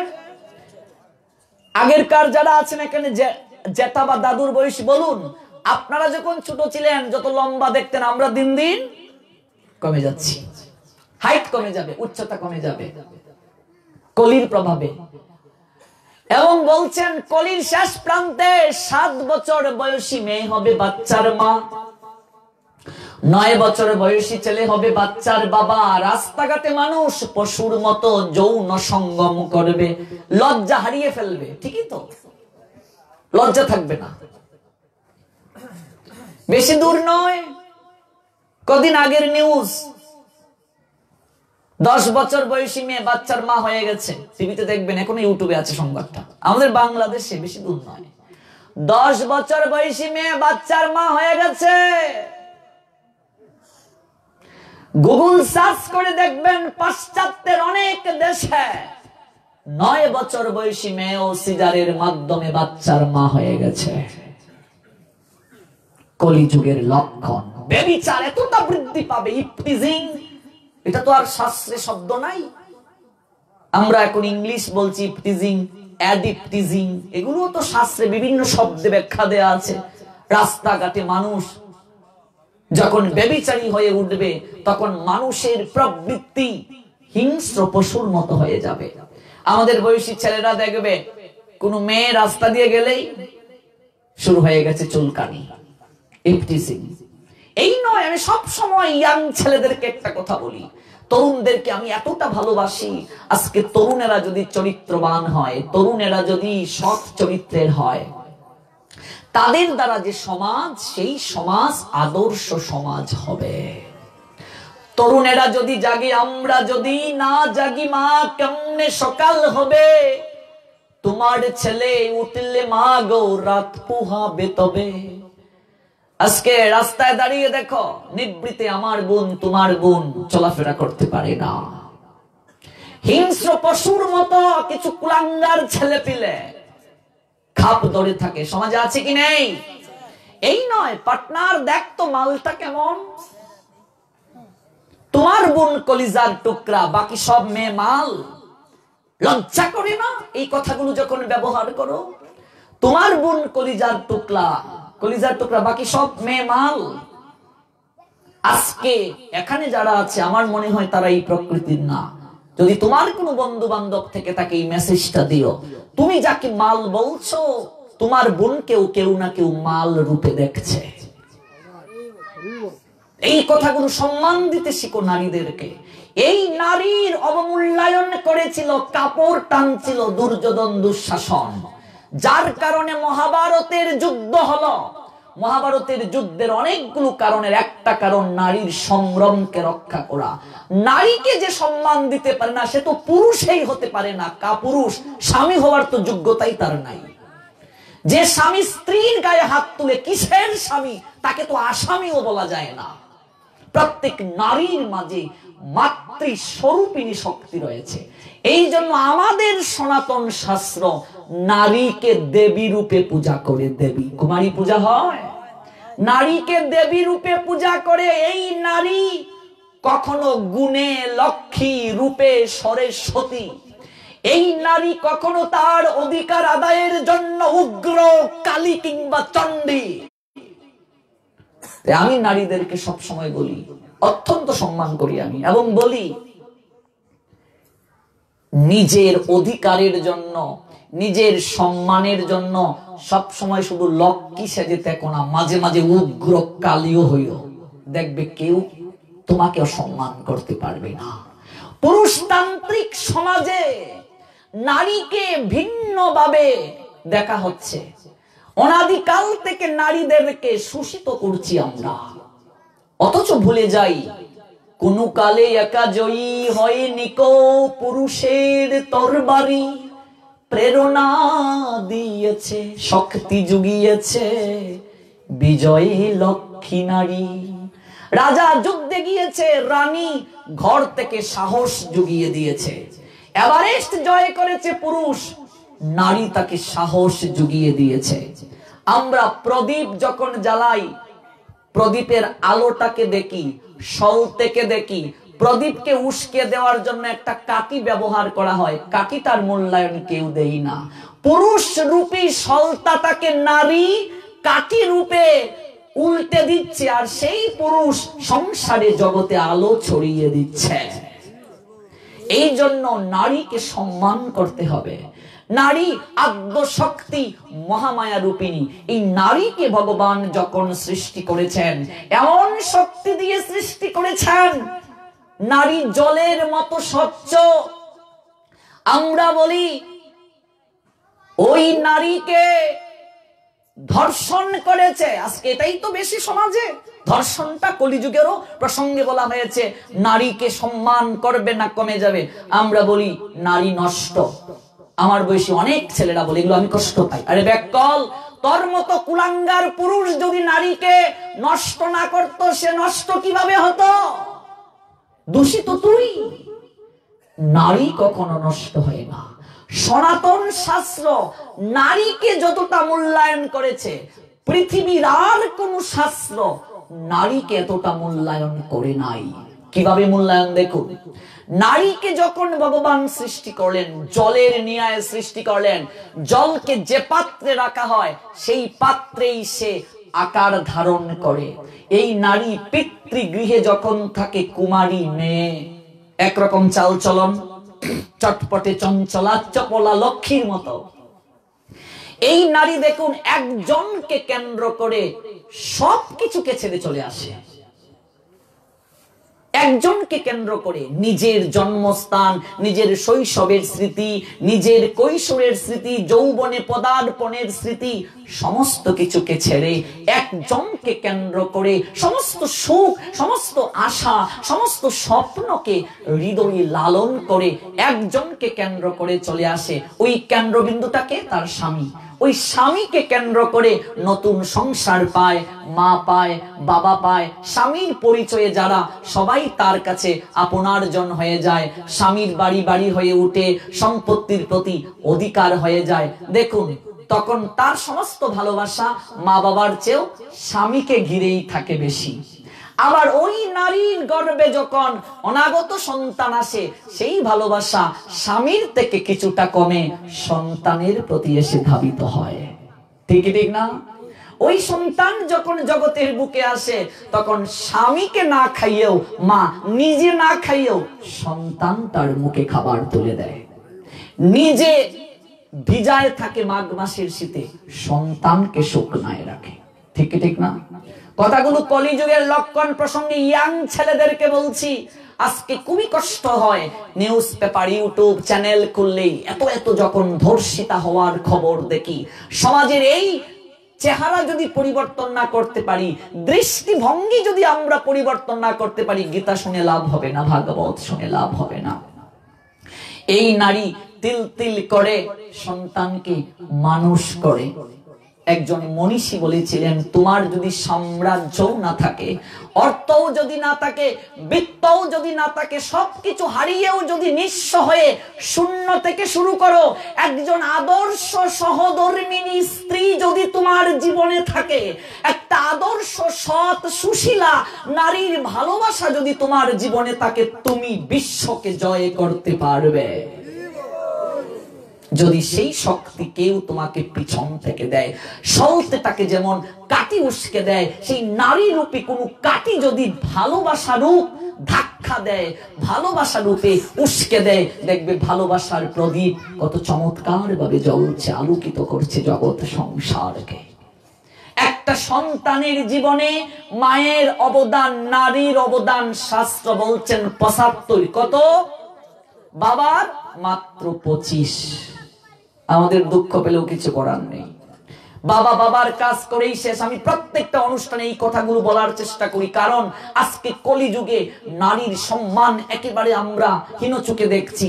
আমরা পুরুষতান্ত্রিক সমাজে নারীদেরকে আমরা খাটো করে দেখছি। এখনো ধর্ষিতা, চারিদিকে ধর্ষণের মাত্রা বেড়ে যাচ্ছে। এখনো আমরা হীন চোখে দেখার প্রবৃত্তি থেকে সরে আসতে পারিনি, অথচ এই সনাতন শাস্ত্রে নারীর মূল্যায়ন কত উপরে। আরেকটা বিষয় ভেবে দেখুন, এই সকল নারীদেরকেও বুঝতে হবে আজকে আমার সনাতন শাস্ত্র আমাদেরকে এত উপরে স্থান দিয়েছে, অথচ অনেক নারীরা লাভ জিয়াদের করুণ ফাঁদে পড়ে সনাতন ধর্মকে ত্যাগ করছে। হচ্ছে কি হচ্ছে না এরকম? নিজের স্বজাতি স্বধর্মের ছেলে তাদেরকে ভুলে কি হচ্ছে, তারা ব্যবহারের পাত্রী হচ্ছে। এই জন্য এই কথাগুলো বলার অর্থ হচ্ছে তোমার শাস্ত্র তোমাকে কতটা মর্যাদা দিয়েছে দেখো, তোমার শাস্ত্র তোমাকে দেবী রূপে সম্মান দিয়েছে, কাজেই তুমি দেবীর সম্মান থেকে সরে যাও না। বাবা বাবার কাজ করেই শেষ, আর কোনোদিন খবর নেয় নাই। পিতায় আনন্দিত হইয়া সাগরে দেয় ফেলিয়া, সেই যে চলে গেল ফিরে এলো না। আমায় দরিয়া জটরে কত কষ্ট করে 10 মাস 10 দিন গর্বে দিল ঠাই। গর্বে ধারণ করেছে, লালন করেছে, পোষণ করেছে, প্রসব বেদনা সহ্য করেছে, তিল তিল করে সন্তানটাকে মা মানুষ করেছে বাবার চেয়ে বেশি যত্ন দিয়ে। তাই বলে বাবাকে খাটো করে দেখে নাই, পুরুষকে খাটো করে সনাতন শাস্ত্র দেখে নাই। পুরুষ নারীর শক্তি, অগ্নির শক্তি যেমন উত্তাপ, জলের শক্তি যেমন শীতলতা প্রদান, সাপের শক্তি যেমন বিষ। বিষ যদি না থাকে সাপের মূল্য আছে? ধুরা সাপকে কেউ ভয় পায়? জাতি সাপের বাচ্চাকে ভয় পায়। নারীর মূল শক্তি পুরুষ, পুরুষের মূল শক্তি নারী। নারী পুরুষ পার্ট এন্ড পার্সেল, অঙ্গাঙ্গি ভাবে জড়িত। একটাকে বাদ দিয়ে আরেকটা কল্পনা করা যাবে না। নারী পুরুষের মাধ্যমেই তো জগৎ সংসার, সৃষ্টি, আনন্দ, বিনোদন। ভগবান তার বামঙ্গ কান্তি থেকে প্রকৃতি স্বরূপ রাধারানীকে সৃষ্টি করলেন আনন্দ বিধানের জন্য। যে গৃহে নারী নাই, যে গৃহে মা নাই, সেই গৃহ শ্মশানতুল্য, অরণ্য। এখনো আমাদের সমাজে এরকম হয়েছে, মেয়ে হয়ে গেলে বাবা, দিদা, দাদু, ঠাম্মা কান্নায় ভেঙে পড়েন, মেয়ে হয়েছে। ঠিক ঠিক না? মেয়ের আশায়, ওই যে বরিশালের ভাষায় বলি, আমার মাতারির ঘরে অসর অসর মাতারি হয়। মাতারি মানে মেয়ে। হুতের আশায়, হুত বরিশালের ভাষায়, আমরা সিলেটিরা কই ফুয়া, ওরা কই হুত। হুতের আশায় অসর অসর মাতারি হচ্ছে। মেয়েই বলো ছেলেই বলো, কেউ কারো নয়। তুমি মেয়ে আর ছেলে কি জন্ম দিয়েছো সেটা বড় কথা নয়, কতটা সন্তানকে মানুষ করতে পারলে। আরেকটা কুসংস্কার আমরা মনে করি ছেলেই শুধু বাপ মার মুখে আগুন দিতে পারবে, যাদের ছেলে নাই তারা কি করবে? কুসংস্কার থেকে বের হয়ে আসুন। আজকে জানুন, একটা মেয়েও মা বাবার মুখে আগুন দেওয়ার অধিকার রাখে, শাস্ত্রে আছে। কাজে ভয় পাওয়ার কিছু নাই যে আমার মেয়ে হয়েছে আমার ছেলে নাই। মেয়েরাও মা বাবার দায়িত্ব এখন নিচ্ছে। একটা মা বাবার ছেলের যেমন দায়িত্ব দেখাশোনা, মেয়েরও দায়িত্ব। কাজে মেয়েকে কখনো ছোট করে দেখা যাবে না, খাটা করে দেখা যাবে না। আমি বিশেষ করে মেয়েকে সবচেয়ে সর্বোচ্চ সম্মান দিই, এটা আমার মায়ের কাছ থেকে পাওয়ার, আমার মার কারণে এত দূর পর্যন্ত আসা। এই কথাটা মনে রাখতে হবে সবসময় আমাদেরকে। তাই বলে বাবাকে খাটো করে দেখে নাই। বলছেন বাবা স্বর্গ, পিতা কি স্বর্গ। শুধু এই নয়, পিতা নীলকণ্ঠ। নীলকণ্ঠ মানে কি? মহাদেব কণ্ঠের মাঝে বিষ রেখে নীলকণ্ঠ সাজলেন। সংসারের সমস্ত বিষ, যাতনার বিষ বাবা কণ্ঠের মাঝে ধারণ করে। বউকে বুঝতে দেয় না সংসার কিভাবে চলছে। ছেলে গিয়ে বলছে আমার এই টাকা প্রয়োজন পরম পিলাপের, মেয়ে বলছে আমার এই প্রয়োজন ওই প্রয়োজন। বাবা নিজের সুখ সমস্ত কিছুকে বিসর্জন করে, আল্লাহকে বিসর্জন করে সন্তানের মুখে হাসি ফোটাবার জন্য দিন থেকে রাত পর্যন্ত খেটে যায়। সংসারে বাবা নীলকণ্ঠের ন্যায়। সেই বাবা সন্তানের আনন্দে আনন্দিত হয়, সেই বাবা সন্তানের দুঃখে দুঃখ পায়। বাবাকে স্বর্গের সঙ্গে তুলনা করেছেন। পিতা স্বর্গ, পিতা ধর্ম। তো এই নয়, আরো চূড়ান্ত মর্যাদা দিয়েছেন বাবাকে। পিতরে প্রীতিমাপন্নে প্রিয়ন্তে সর্বদেবতা। একজন পিতা যদি সন্তুষ্ট হয়, স্বর্গের সমস্ত দেবতারা আপনা থেকেই সন্তুষ্ট হয়ে যায় সন্তানের প্রতি। আপনা থেকে সমস্ত আশীর্বাদ দেবতারা বর্ষণ করেন যে সন্তান তার পিতাকে ভালোবাসে। এই কথাগুলো আমার বয়সী ছেলে মেয়েদেরকে বলছি। আজকে মা বাবার প্রতি সম্মান একেবারে কমে গেছে।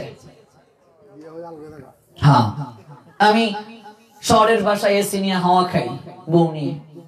কাজে এই সম্মানটা যতদিন যাবত ধরে রাখতে না পারবো, মাটির প্রতিমাকে ৫,০০০ টাকা দামের শাড়ি দিতে পারি, ঘরের প্রতিমা আমার মা কতটা সম্মান করি থাকে। তাহলে এই দুর্গা পূজা, কালী পূজা, সরস্বতী পূজা কতটা আমাকে আশীর্বাদ দিতে পারে, কৃপা করতে পারে। নারীকে সম্মান করতে হবে, যে কথাটা বলছিলাম। আজকে কলিযুগের লক্ষণ প্রসঙ্গেও শাস্ত্র বলছেন কলিযুগে নারীর সবচেয়ে অবমূল্যায়ন হবে। আরেকটা লক্ষণ বলছেন কলিযুগে গাভী মার সবচেয়ে বেশি অবমূল্যায়ন হবে। গাভীকে শাস্ত্রে মায়ের সঙ্গে তুলনা করা হয়েছে। মা ডেকেছেন স্বয়ং ভগবান কৃষ্ণ, গাভীর স্তন ভগবান পান করেছেন। বাসুর যেভাবে খায়, গোবিন্দ ছোটবেলা গোপাল গাভীর স্তন খেয়েছে। জিহ্বা দ্বারা গাভী গোপালকে আদর করে দিয়েছে। যেদিন গোবিন্দ আমার বৃন্দাবন ছেড়ে মথুরায় চলে গেলেন কর্তব্যের জন্য অক্রূরের রথে চড়ে, সেদিন থেকে সমস্ত গাভীরা হাম্বা হাম্বা রবে, আর কখনো ডাকে না। তাদের চোখ বেয়ে ঝরঝরে করে জল ঝরছিল।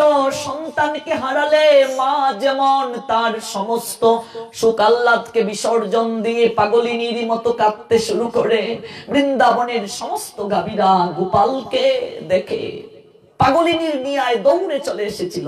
হাম্বা হাম্বা বলছে। ওরা হয়তো ওদের বাসায় বলছে, গোপাল বাবা তুই আমাদেরকে ছেড়ে চলে যাস না। কতটা ভালোবাসতো তারা।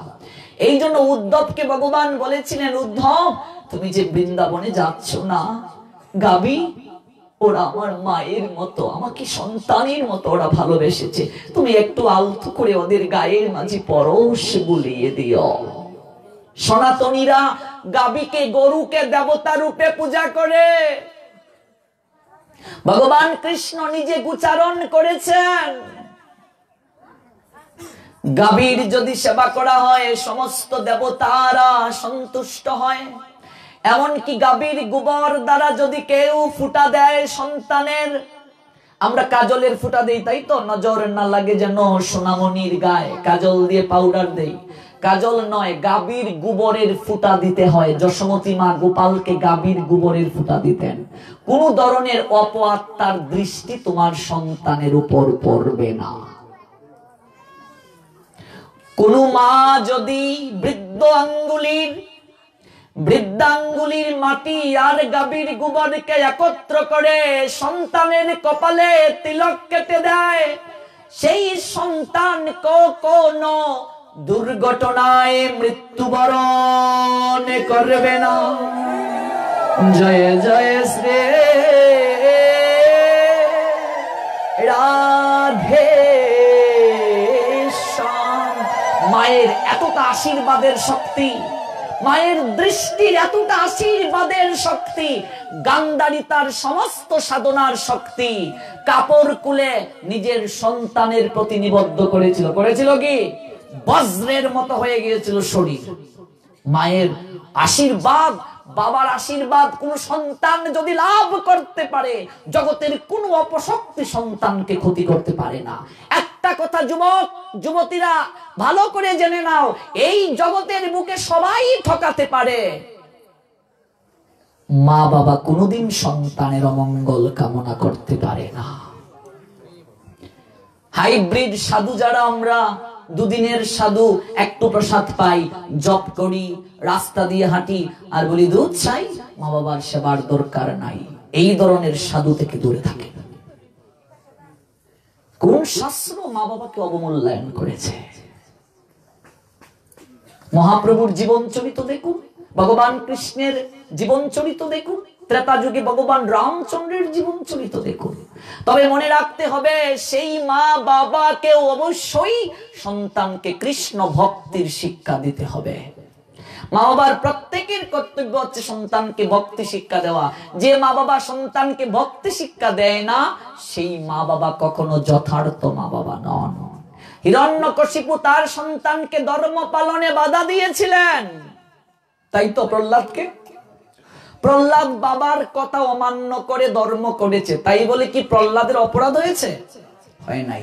এই জগতের বুকে সন্তান যে তুমি ধারণ করেছো মা, জগতে অনেক নারী আছে ভগবান যাদেরকে মা ডাকের সুযোগ দেন নাই, অনেক বাবা আছে ভগবান যাদেরকে সন্তান দেয় নাই, পুরুষ থেকে পিতৃত্বের স্বাদ দেয় নাই। ভগবান আপনাকে সেই মা কিংবা বাবা হওয়ার সুযোগ দিয়েছে। ভগবান কৃষ্ণ যেমন দিতে পারেন, নিতেও জানেন। এক সেকেন্ডের মাঝে তোমাকে নিঃসন্তান বানিয়ে দিতে পারেন, ঠিক না? নিঃসন্তান বানিয়ে দিতে পারে, অহংকার করার কিছু নাই। সন্তান তোমার যদি বলে অহংকার করো, ভুল করছো। ভগবানের প্রদত্ত জিনিস তোমার কাছে আমানত দেয়া হয়েছে, তুমি কেবল দেখাশোনা করার মালিক। এটা ভুলে যাই বলেই তো সংসারে অশান্তি, দুঃখ। আমরা বলি আমার নয়, ভগবানের 2 ছেলে 1 মেয়ে। কোন বৈষ্ণব এসে যদি বলেন তো ভগবানের যেহেতু 4 ছেলে তুমি বা 2 ছেলে, তো তোমার তো 4 ছেলে, একটা ছেলে দিয়ে দাও ভগবানের নামে মন্দিরে। এই বেলা নাই। তাহলে কি মন থেকে বলি ভগবানের ছেলে? বলো না কেন, মন থেকে বলি তো সহজ নয় মন থেকে বলা। আমরা বলি আমার নয়, ভগবানের সংসার। ভগবানের সংসার করছি, যা খাচ্ছি ভগবানকে দিয়ে খাচ্ছি, তো কি করি ভগবানের সংসার হলো। আমরা বলি আমার গোপাল ছেলে, কি খেতে দাও গোপালকে? চিনি, মিশ্রি, বাতাসা, বাজারের সবচেয়ে কম দামি ফল কলা, আর একটু সপ্তাহে লাড্ডু। তোমার নিজের ছেলেটাকে প্রতিদিন চিনি, মিশ্রি, বাতাসা আর একটু ক্ষীর, অল্প একটু ননি, সপ্তাহে একটু লাড্ডু প্রতিদিন খেতে দাও। ছেলে বলবে খাওয়াতে পারো না, জন্ম দিয়েছিলে কেন? থাকবেই না। আর চিনি আর মিষ্টিকে গোপাল তোমার ঘরে থাকবে? চিনি আর মিষ্টি খাওয়াতে খাওয়াতে গোপালেরও ডায়াবেটিস হয়ে গেছে প্রত্যেক ঘরে ঘরে। ভগবানের সংসার, ভগবানের ছেলে মেয়ে এত সহজে আসবে না। এই জন্য ভজন প্রয়োজন। সাধু সঙ্গ করতে করতে যদি বৈরাগ্য হৃদয়ের মাঝে জাগ্রত হয়, তার আগে নয়, এতটা সহজ নয়। কলিযুগের এই লক্ষণ প্রসঙ্গে আমরা বলছিলাম, যেহেতু আমরা কাম কামনার অতই অর্ণবে নিপতিত, আমরা খুঁজে পাচ্ছি না আমাদের কর্তব্য কি। গৌর হরি চৈতন্য মহাপ্রভু এসে কলিযুগে আমাদেরকে পথ দেখালেন। কি পথ? হে কলিহত জীব, খুব সহজে যদি ভগবত চরণ লাভ করতে চাও, এই পথ দেখো। যদিও কলিযুগ অত্যন্ত দোষের আকর, 4 ভাগের মাঝে 3 ভাগই অধর্ম। কলিযুগে ধর্মের 4টা পায়ের মাঝে 3টা পাই ভেঙে গেছে। কলিযুগে একটা পায়ের উপর ধর্ম প্রতিষ্ঠিত, সেটা কি জানো? সত্য। সত্যের উপর কেবল ধর্ম প্রতিষ্ঠিত। এখনো সত্যবাদী কেউ না কেউ আছেন, যার উপর ভর করে ধর্ম চলছে। বাকি 3টা গুণ নষ্ট হয়ে গেছে। সুচিতা, তপস্যা নষ্ট হয়ে গেছে, এগুলো নষ্ট হয়ে গেছে। এই জন্য আমরা কলিহত জীব যারা, সংসারী জীব যারা, আমাদের কর্তব্যটা কি? বলছেন যদিও কলিযুগ অত্যন্ত দোষের আকর, এই যুগের একটা মহান গুণ রয়েছে। কি গুণ? গুণটা হচ্ছে এই যুগের মানুষেরা কেবল ভগবানের কথা শ্রবণ এবং হরে কৃষ্ণ মহামন্ত্র জপের মাধ্যমেই তারা উদ্ধার হয়ে যেতে পারে। জয় জয় শ্রী রাধে শ্যাম। কলির ভজন বড় সুজা, গঙ্গার জলে গঙ্গার পূজা। আবার কলির ভজন বড় সুজা, জেনা বুঝে বড় গাধা। কলির ভজন খুব সহজ, আবার খুব কঠিন। এই যুগে আবির্ভূত হলেন গৌর হরি। অন্যান্য যুগে অত্যন্ত কঠিন পদ্ধতি, আমরা সেটা পারবো না। এই জন্য মহাপ্রভু রাধার প্রেমর ভাণ্ড থেকে প্রেম ধন চুরি করে নিয়ে আসলেন আমাদের জন্য। পাত্র অপাত্র বিচার করলেন না মা, অকাতরে সবার কাছে বিলিয়ে দিলেন।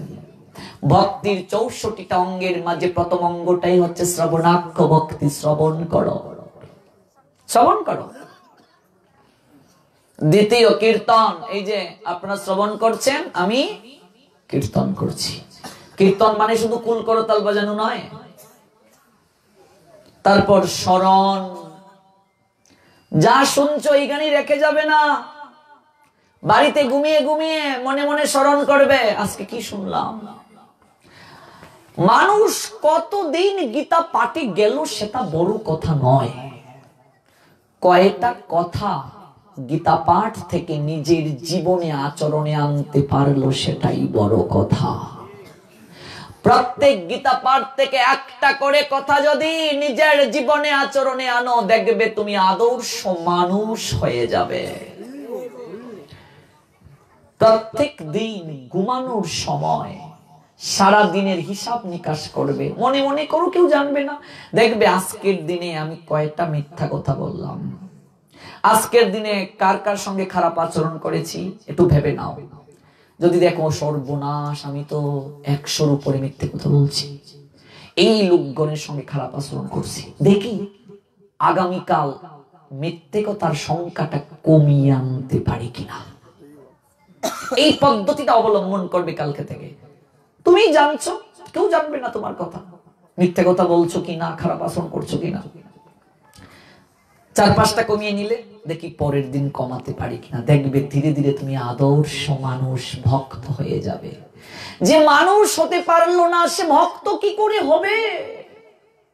ভক্ত তো আরো দূরের কথা, আমি মানুষই হতে পারলাম না, ভক্ত তো পরের কথা।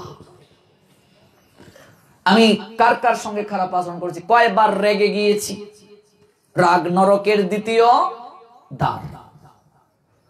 দেখি আগামীকাল রাগ একটু কমাতে পারি কিনা। আমরা কি হিসাব নিকাশ কেউ করি না। একটা দোকানদারও সন্ধ্যাবেলা হিসাবের খাতা মিলায়, কি করলো। এই যে জীবনের বেলা চলে যাচ্ছে, সন্ধ্যা ঘনিয়ে আসছে, জীবনের হিসাবের খাতা কি কখনো খুলেছো মা? ভেবে দেখো, কেনা বেচা কি করলে জগতে যে আসলে তুমি, তোমাকে যে মূলধন দিয়ে ভগবান পাঠালো, কেনা বেচা করলে ভবের হাটে এসে যে মূলধন আনলে, লাভ করলে না লোকসান করলে, হিসাবের খাতা মিলিয়ে দেখেছো? হিসাবের খাতা যারা খুলে না, ওদের দুঃখের অন্ত থাকে না। প্রত্যেক দিন রাত্রিবেলা ঘুমানোর আগে ভেবে নেবে, হিসাব করে নেবে, ভাববে হয়তো এই রাত্রিটাই আমার জীবনে শেষ রাত্রি। মানুষ যতক্ষণ তার জীবনী শক্তিতে পূর্ণ থাকে ততক্ষণ সে এই অবস্থাটা উপলব্ধি করতে পারে না। সে ভাবে না তার মৃত্যু হবে। যে কথার সত্য ধরে এত দূর আমরা গেলাম, মৃত্যু হবে আমরা সহজে মানি না। দিন চলে যাচ্ছে, একটু হিসাবের খাতাটা মিলাও। হিসাবের খাতা যদি একবার মিলাতে পারো, একটি বার যদি চেতনাকে পরিবর্তন করতে চাও, সন্ধ্যা একটু দেখো সারাটা দিন কি করলাম। আপনা থেকে তোমার হৃদয়ে চেতনা চলে আসবে, আপনা থেকে চলে আসবে। ভক্তি কখন যে জাগ্রত হয়ে যায়, বৈরাগ্য কোন কথায় যে কার মনে এসে যায় কেউ সেটা বলতে পারে না। কোন কথায় যে কার মাঝে বৈরাগ্য এসে যায় কেউ সেটা বলতে পারে না। কোন কথায় কার মাঝে বৈরাগ্য এসে যায়, পরিবর্তন এসে যায়, কেউ সেটা বলতে পারে না। ওই পরিবর্তন তখনই আসবে, শুধু শুনে গেলে তা নয়, স্মরণ করতে হবে। কি শুনলাম আজকে? প্রত্যেকটা পা ফেলার পূর্বে ভেবে নেবে আমি ঠিক করছি কিনা। হিসাবের খাতাটা মিলিয়ে দাও। ওই হিসাবের চিন্তা এসেছিল কৃষ্ণচন্দ্র জমিদারের হৃদয়ে। 1775 খ্রিস্টাব্দে জন্ম নেওয়া মুর্শিদাবাদ জেলায় গঙ্গা গোবিন্দ সিংহের পুত্র রামকৃষ্ণ সিংহ, রামকৃষ্ণ সিংহের পুত্র কৃষ্ণচন্দ্র সিংহের। কারো কোথায় নয় গো, একটা রজকের মেয়ের একটা ডাকে, রজককে অন্যের বাড়ির জামা কাপড় যারা ধুইয়ে দেয়। কৃষ্ণচন্দ্র জমিদার নদীর কুল পানে হেঁটে যাচ্ছে, এত বড় জমিদার, সোনার পালঙ্কে ঘুমায়, রাজভোগ গ্রহণ করে, সমস্ত রাজ্যকে পরিচালনা করে, নিজে মনিব মালিক, কিন্তু কখনো তার হৃদয়ের মাঝে ওই চেতনা আসে নাই আমারও উপরে কেউ না কেউ মালিক আছে, মনিব আছে। আমি যে কার্যগুলো করছি এটাও কারো না কারো খাতায় লেখা হচ্ছে, কখনো ভাবেনি সে। একদিন কৃষ্ণচন্দ্র সিংহ নদীর কুল পান দিয়ে হেঁটে যাচ্ছে, ঠিক সেই সময় একটা রজকের কন্যা তার বাবাকে ডেকে বলছে, পরন্ত বিকেল বেলা তখন, বাবু, আরে ও বাবু, বেলাচি চাই বাবা, বাসনায় আগুন দেবে না। রজকের মেয়েটা তার বাবাকে বলছে, বাবা, আরে ও বাবা, বেলাচে যায়, ওরে বেলা চলে যায়, বাবা বেলাচে যায়, বাসনায় আগুন দেবে না। বাসনা কি গো মা? তখনকার সময়ে সাবান পাউডার কিছু আবিষ্কৃত হয়নি কাপড় ধোয়ার জন্য। কলা পাতাকে কেটে রোদে শুকিয়ে আগুনে পুরা হতো, এক ধরনের কষ তৈরি হতো যাকে ভাসনা বলে। রজকের মেয়েটা তার বাবাকে বলছে, বাবা, আরে ও বাবা, বেলাচি যায়, আজ তো ভাসনায় আগুন দিলি না। এই যে আপন সুরে মনের মাধুরী মিশিয়ে রজকের কন্যা তার বাবাকে ডাকলো, ওই ডাকটা মুর্শিদাবাদ জেলার জমিদারের কানে এসে পৌঁছল। পিছনে ফিরে থাকা লোকে আবার ডাকছে রজকের মেয়েটা, বাবা, আরে ও বাবা, বেলাচি চাই বাবা।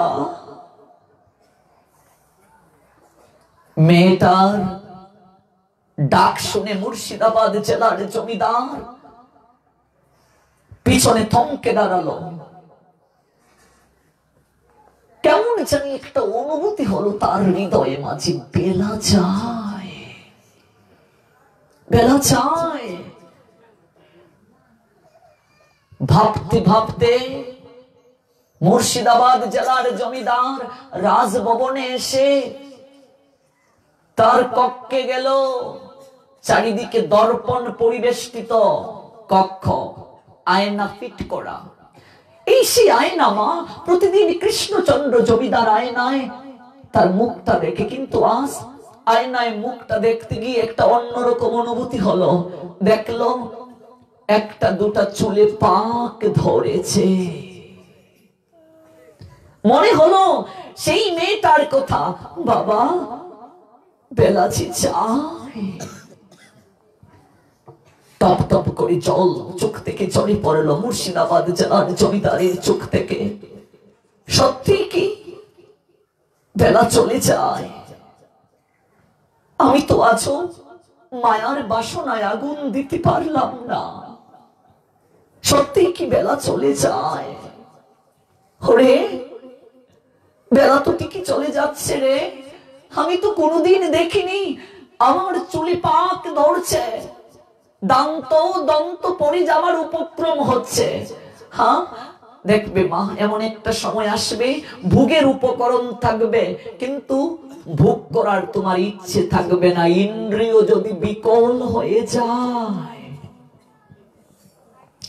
মুর্শিদাবাদ জেলার জমিদার একটা ঝুলন্ত চেয়ারে এসে বসে কাছারিগড়ের বারান্দায় দুল কাচ্ছেন, আর বারবার মনে হচ্ছে বেলা চলে যায়।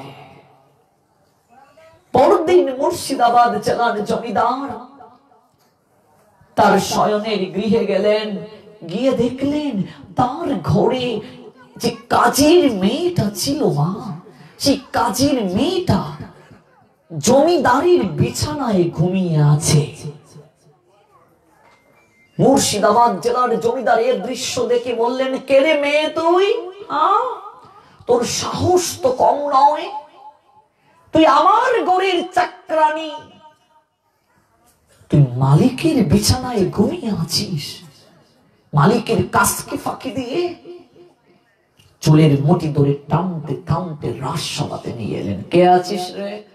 একটা ব্যাত নিয়ে আয়। ওই অবাধ্য মেয়েটাকে 30টা ব্যত্রাঘাত কর, তার সাহস কত? কাজের মেয়ে হয়ে আমি মালিক, আমার বিছানায় ঘুমিয়ে গেছে। মাঝে মাঝে আমাদের মনে বৈরাগ্য জাগে বাবা, এই বৈরাগ্য দীর্ঘস্থায়িত্ব হয় না। ভগবানের কথা শুনেছি, দেখবে মনটা গলে গেছে, সংসারে গেলে আর মনে থাকে না। মায়া, মায়া রূপী সর্প পিছন থেকে ধেয়ে আসছে গো, কবে চুবল মারবে। মৃত্যুর পথে আমি তুমি প্রত্যেক দিন এগিয়ে যাচ্ছি। একটা দিন যাওয়া মানে তোমার জীবন সূর্যের একটা দিনের অস্ত হয়ে যাওয়া। ভেবেছি কখনো? বলছিলাম মানুষ পশু 4টা কার্য করে, আহার, নিদ্রা, ভয়, মৃত্যু ভয়। যে মৃত্যু ভয় নিয়ে আমরা আলোচনা শুনছি, মৃত্যুরূপ সর্প পিছন থেকে ধেয়ে আসছে, কখন জানি তোমায় চুবল দেবে, তোমার শেষের ডাক চলে আসবে। বৈরাগ্য আসে শ্মশানে যখন যাবে, মনের মাঝে বৈরাগ্য আসে না। আমাদের সঙ্গে ছিল শ্যামানন্দ, আজকে চলে গেল, না রে আমারও যে কবি ডাক চলে আসবে। শ্মশান বন্ধু যারা যায়, কিছুটা সময়ের জন্য মনটা নরম হয়ে যায়, এটা কিছুটা সময়ের জন্য। আবার সংসারে এসে মিশেছ, দেখবে ভুলে গেছি আমরা। ওই বৈরাগ্য দীর্ঘকাল ধরে রাখার জন্য সাধু সঙ্গে থাকতে হবে। সাধু সঙ্গ একটা চার্জারের মতো। মোবাইলের চার্জ কমে গেলে তুমি চার্জার দিয়ে চার্জ দাও। সাধু চার্জার, তোমার চার্জ যখন কমে যাবে, এই যে চার্জ নিচ্ছি আমরা মায়াকে দূর করার জন্য, 1-2 দিন চার্জ নিলে হবে না, প্রতিদিন নিতে হবে। প্রতিদিন সাধু সঙ্গ পাবো কোথায়? যা শুনলাম স্মরণ করতে হবে। গ্রন্থ সর্বশ্রেষ্ঠ সাধু, প্রত্যেক দিন একটু হলেও গ্রন্থ পড়তে হবে। এখন তো অনলাইনের যুগ, ইউটিউবে আমরা পাঠ শুনতে পারি, অনলাইনে শুনতে পারি, প্রতিদিন শুনতে হবে, সাধু সঙ্গ করতে হবে। 24 ঘন্টার মাঝে কত ঘন্টা সময় ভগবানকে দেই মা? কতটা সময় ভগবানকে দেই? 24 ঘন্টার মাঝে 1টা ঘন্টা ভগবানকে ডাকার সময় নাই। ভেবে দেখো, 24 ঘন্টার মাঝে 1 ঘন্টা যদি ভগবানকে না দিতে পারি, ভগবানকে দেওয়ার যদি বলি সময় নাই, শেষের দিনে আমাকে দেখার কি ভগবানের সময় থাকবে? ভগবানও বলবেন তোর জন্য আমারও সময় নেই। ওই সময় পূর্ব আকাশ থেকে পশ্চিম আকাশে সবার ঢলে পড়ছে, কে আছিস রে? এটা ব্যাত নিয়ে আয়। অবাধ্য মেয়েটাকে ব্যত্রাঘাত করতে 30টা চাকর হয়ে আমার বিছানায় ঘুমিয়ে গেছে। একটা ব্যত্রাঘাত মেয়েটাকে করা হলো, মেয়েটা হাসছে। আরেকটা ব্যত্রাঘাত করা হলো, মেয়েটা কাঁদছে। আরেকটা ব্যত্রাঘাত, মেয়েটা আবার হাসছে। আরেকটা ব্যত্রাঘাত, মেয়েটা আবার কাঁদছে। কখনো হাসছে, কখনো কাঁদছে, আবার হাসছে, আবার কাঁদছে। মুর্শিদাবাদ জেলার জমিদার বললেন, এই মেয়ে কি হয়েছে রে তোর? একবার হাসছিস কেন, আরেকবার কাঁদছিস কেন? আরেকবার হাসিস, আরেকবার কাঁদিস। ওরে জগতের বুকে আমি জমিদার যাদেরকে শাস্তি দিয়েছি তারা সবাই তো কাঁদে রে, তুই একবার হাসিস কেন, আরেকবার কাঁদিস কেন? মেয়েটা হাত জোর করে বলছে, বাবু, ও বাবু, হাসছি আমার জন্য আর কাঁদছি আপনার জন্য। তোর জন্য হাসছিস, আমার জন্য কাঁদছিস, বলতো বিষয়টা বুঝে কি? বাবু মনে কি পড়ে, আমার বাবা যেদিন আপনার গৃহে আমাকে চাকরানিতে নিযুক্ত করে গিয়েছিলেন, সেদিন আমার বাবা আপনাকে প্রণাম দিয়ে বলেছিলেন, বাবু আমার মেয়েটা বড় ভক্ত, বাবু আজকে পেটের দায়ে আপনার গৃহে চাকরানিতে দিয়ে যাচ্ছি, ও বাবু আমার মেয়েটাকে একটু কৃষ্ণ ভজনের সুযোগ দেবেন, আমার মেয়েটা ভগবানকে সেবা না দিয়ে কিছুই গ্রহণ করে না, ওকে একটু ভজনের সুযোগ দেবেন বাবু, আমি আমার মেয়েটাকে বড় ভালোবাসি। মনে কি পড়ে বাবু, আমার বাবা আপনাকে প্রণাম দিয়ে বলেছিলেন আমার মেয়েটা ভগবানের সেবা পূজা করতে বড় ভালোবাসে। সেই দিন থেকে আপনার গৃহে, আপনার রাজভবনে এসে আমি ভগবানকে সেবা না দিয়ে একদিনও নিজে আহার করিনি বাবু, কোনদিন করিনি। ও বাবু আজ আপনার বিছানাটা আমি যখন পরিষ্কার করতে আপনার শয়নের কক্ষে গেলাম, আলতো করে যখন বিছানাটাকে স্পর্শ করলাম বাবু, মনে হলো আহারে কতটা নরম বিছানা, সোনার পালঙ্ক, চারিদিকে দর্পণ দ্বারা আবদ্ধ, না জানি কতটা আরাম হয় এই নরম বিছানাটাতে ঘুমালে। একটিবার যদি ঘুমাতে পারতাম। হৃদয়ে মাঝে যখন বাসনা আসলো বাবু, আমার অবসাদ দেহটাকে বিছানার মাঝে এলিয়ে দিলাম, সঙ্গে সঙ্গে নিদ্রা দেবী এসে আমাকে ঘুম পাড়িয়ে দিয়ে গেলেন। ভুলে গেলাম বাবু আমি চাকরানি, চাকরানির দায়িত্ব বাবু মালিকের কাজ করা, হুকুম পালন করা, মালিকের বিছানায় ঘুমানো নয়। এই মায়ার দ্বারা আবেশিত হয়ে ভুলে গেলাম বাবু আমি আজ ভগবানের সেবাটাও এখনো দেইনি। বাবু আমি চাকরানি হয়ে মালিকের হুকুমকে অগ্রাহ্য করে মালিকের বিছানায় ঘুমিয়ে গেছি, আমার তো শাস্তি পেতেই হবে বাবু। কিন্তু হাসছি কেন জানেন? আমার গোবিন্দ কতটা করুণাময়, মাত্র 30টা ব্যত্রাঘাত করে আমাকে বুঝিয়ে দিলেন, ওরে চাকর হয়ে এসেছিস মালিকের কাজের জন্য, মালিকের বিছানায় ঘুমানোর জন্য নয়। চাকর হয়ে জন্ম নিয়েছিস মালিকের হুকুমকে পালন করবে অগ্রে, তার হুকুমকে লঙ্ঘন করার জন্য নয়। মাত্র 30টা ব্যত্রাঘাত আপনার মাধ্যমে আমাকে দিয়ে বুঝিয়ে দিলেন আমার ভগবান চাকরির কর্তব্য মালিকের আদেশকে পালন করা, মালিকের হুকুমকে পালন করা। বাবু ও বাবু এই জন্য হাসছি আমি, কিন্তু কাঁদছি বাবু আপনার জন্য। এই জগতে আমি যেমন চাকর, আপনিও চাকর। আমি চাকর, আপনিও চাকর। আমি মুর্শিদাবাদ জেলার জমিদার চাকর, হ্যাঁ আপনি চাকর। বাবু আপনি কেন? এই জগতের প্রত্যেকটা মানুষ, প্রত্যেকটা জীব ভগবানের চাকর বাবু, ভগবানের চাকর। এতটা দিন আপনার গৃহে আমি কাজ করি বাবু, এতটা দিন আপনার গৃহে ঠাকুরের সেবা দেই, এতটা দিন সবার মালিক ভগবান, তার কাজ করে আসছি।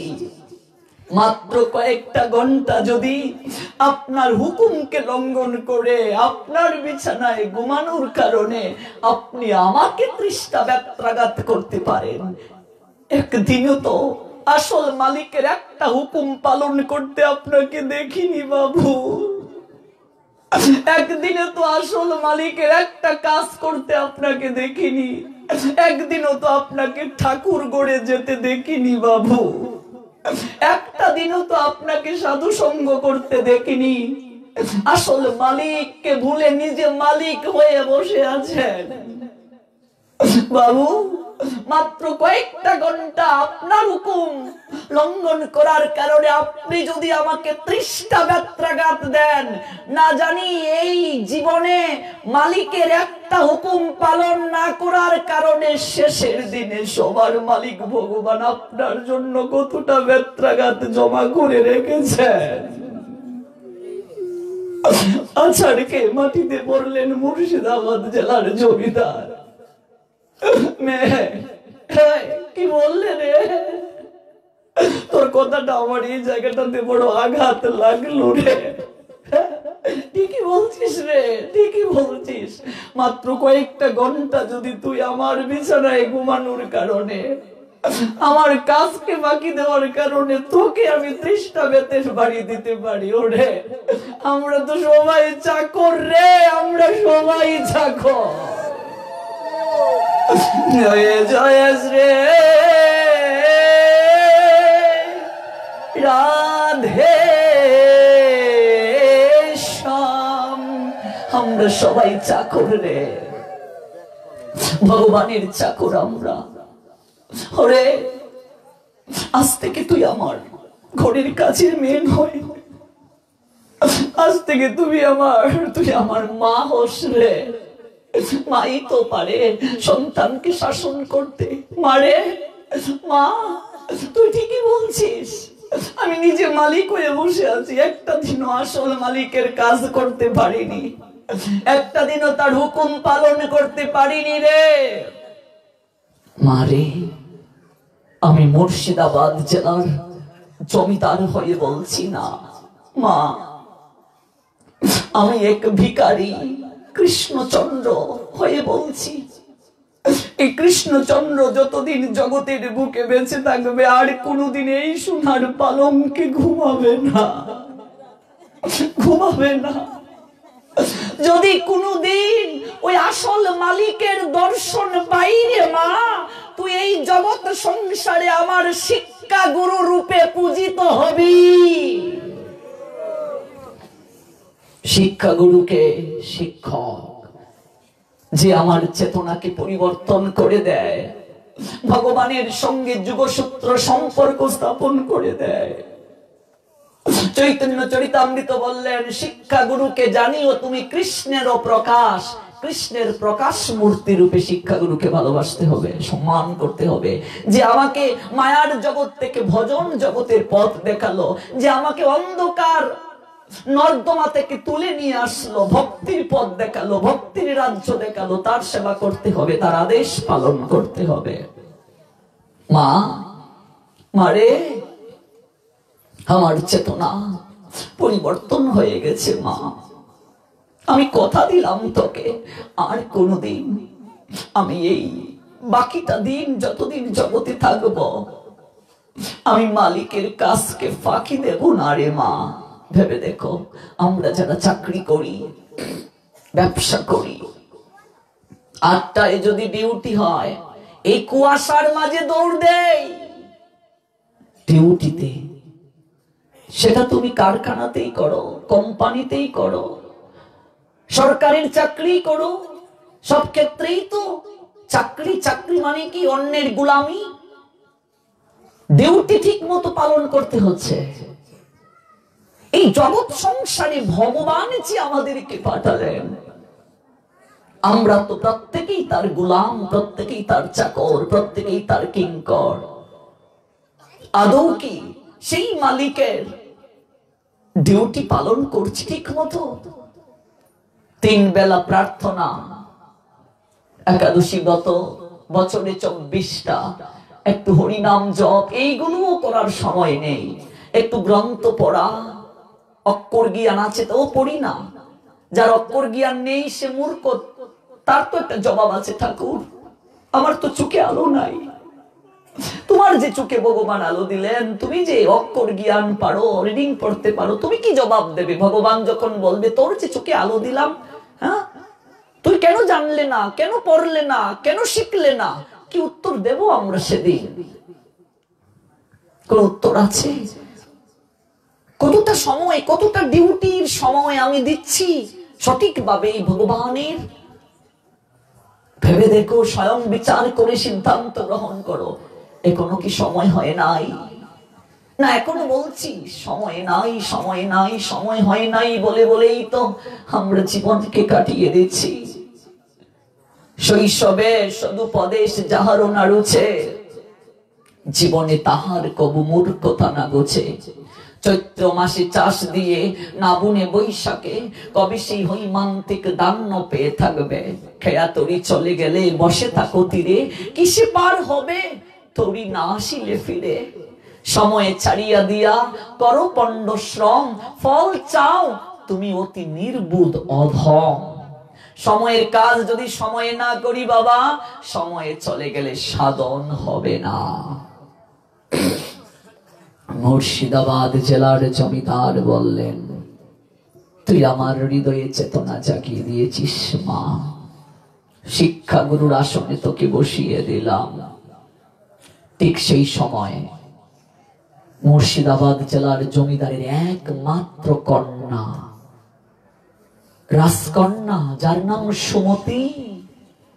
সুমতি রান্নাঘর থেকে ডেকে বলছে, বাবা, ও বাবা, বেলাচি চায় বাবা, স্নান করবে না, খাবে না? জমিদার কৃষ্ণচন্দ্র মেয়েটার কাছে এসে বলছে, মা, মারে কি বললি মা কথাটা? বাবা বেলাচি চায়, স্নান করবে না, খাবে না। মারে, যার জীবনের বেলায় চলে যায় তার কি স্নান করার বেলা থাকে রে মা? যার জীবনের বেলায় চলে যায় তার কি শয়নের বেলা থাকে? মারে, এই রাজ সিংহাসনে বসে বসে কবে যে আমার জীবনের বেলাটাই চলে গেল উপলব্ধি করলাম না রে মা। মারে, সারাটা জীবন তোদের জন্য, সবার জন্য গোলামি করলাম। বাকিটা জীবন যিনি আমাকে সৃষ্টি করে জগতে পাঠালেন, যার আইনকে পালন করা কর্তব্য বলে প্রতিশ্রুতি দিয়ে এসেছিলাম মাতৃগর্ভে, মা, বাকিটা জীবন আমি তার গোলামি করতে চাই রে। আমি সাধন ভজনে মনোনিবেশ ঘটাতে চাই মা। আমাকে তোরা রাজ সিংহাসন থেকে মুক্তি দে মা। যারা বৃন্দাবনে গিয়েছেন দেখবেন লালা বাবুর একটা মন্দির আছে। এই কৃষ্ণচন্দ্র জমিদারেরই আদরের ডাক নাম ছিল লালা। এখনো বৃন্দাবনে সেই মন্দির আছে। বৃন্দাবনের অধিকাংশ জায়গা এই কৃষ্ণচন্দ্র জমিদার সাধুদের জন্য কিনে নিয়েছিলেন, সমস্ত কিছু বিলিয়ে দিয়েছিলেন ধর্মের জন্য। কিভাবে তার হৃদয়ে বৈরাগ্য আসলো দেখুন। বাবা, কেমন কথা বলছো তুমি? তুমি চলে যাবে বাবা, তুমি যদি চলে যাও আমি কাকে মা বলে, মা বলে কি আমাকে ডাকবে? হ্যাঁ, আমি কাকে বাবা বলে ডাকবো? আমি যখন ক্লান্ত হয়ে যাব কে কে আমাকে আদর করবে? কে আমাকে কুলে তুলে নেবে? না বাবা, তুমি চলে যেও না বাবা। মারে, জগৎ সংসারীকে কার বল? তোর দেহ পিঞ্জর থেকে যখন প্রাণ পাখিটা বের হয়ে যাবে, আমি কি তোর সঙ্গে যাবো রে মা? জগতে কেউ কারো সঙ্গে যায় না রে মা। পাপ পুণ্যি প্রত্যেকের কাছে থাকবে। জগতে কারো পাপ কেউ নেয় না, কারো পুণ্য কেউ নেয় না। মা, তুই আমাকে যাওয়ার অনুমতি দে, আমাকে যাওয়ার অনুমতি দে মা। মায়ের কাছে বলে যাও, মায়ের কাছে বলে গেলে আর যেতে পারবো না। এই কৃষ্ণচন্দ্র জমিদার তার মেয়ের কাছে হাত জোর করে বলছে।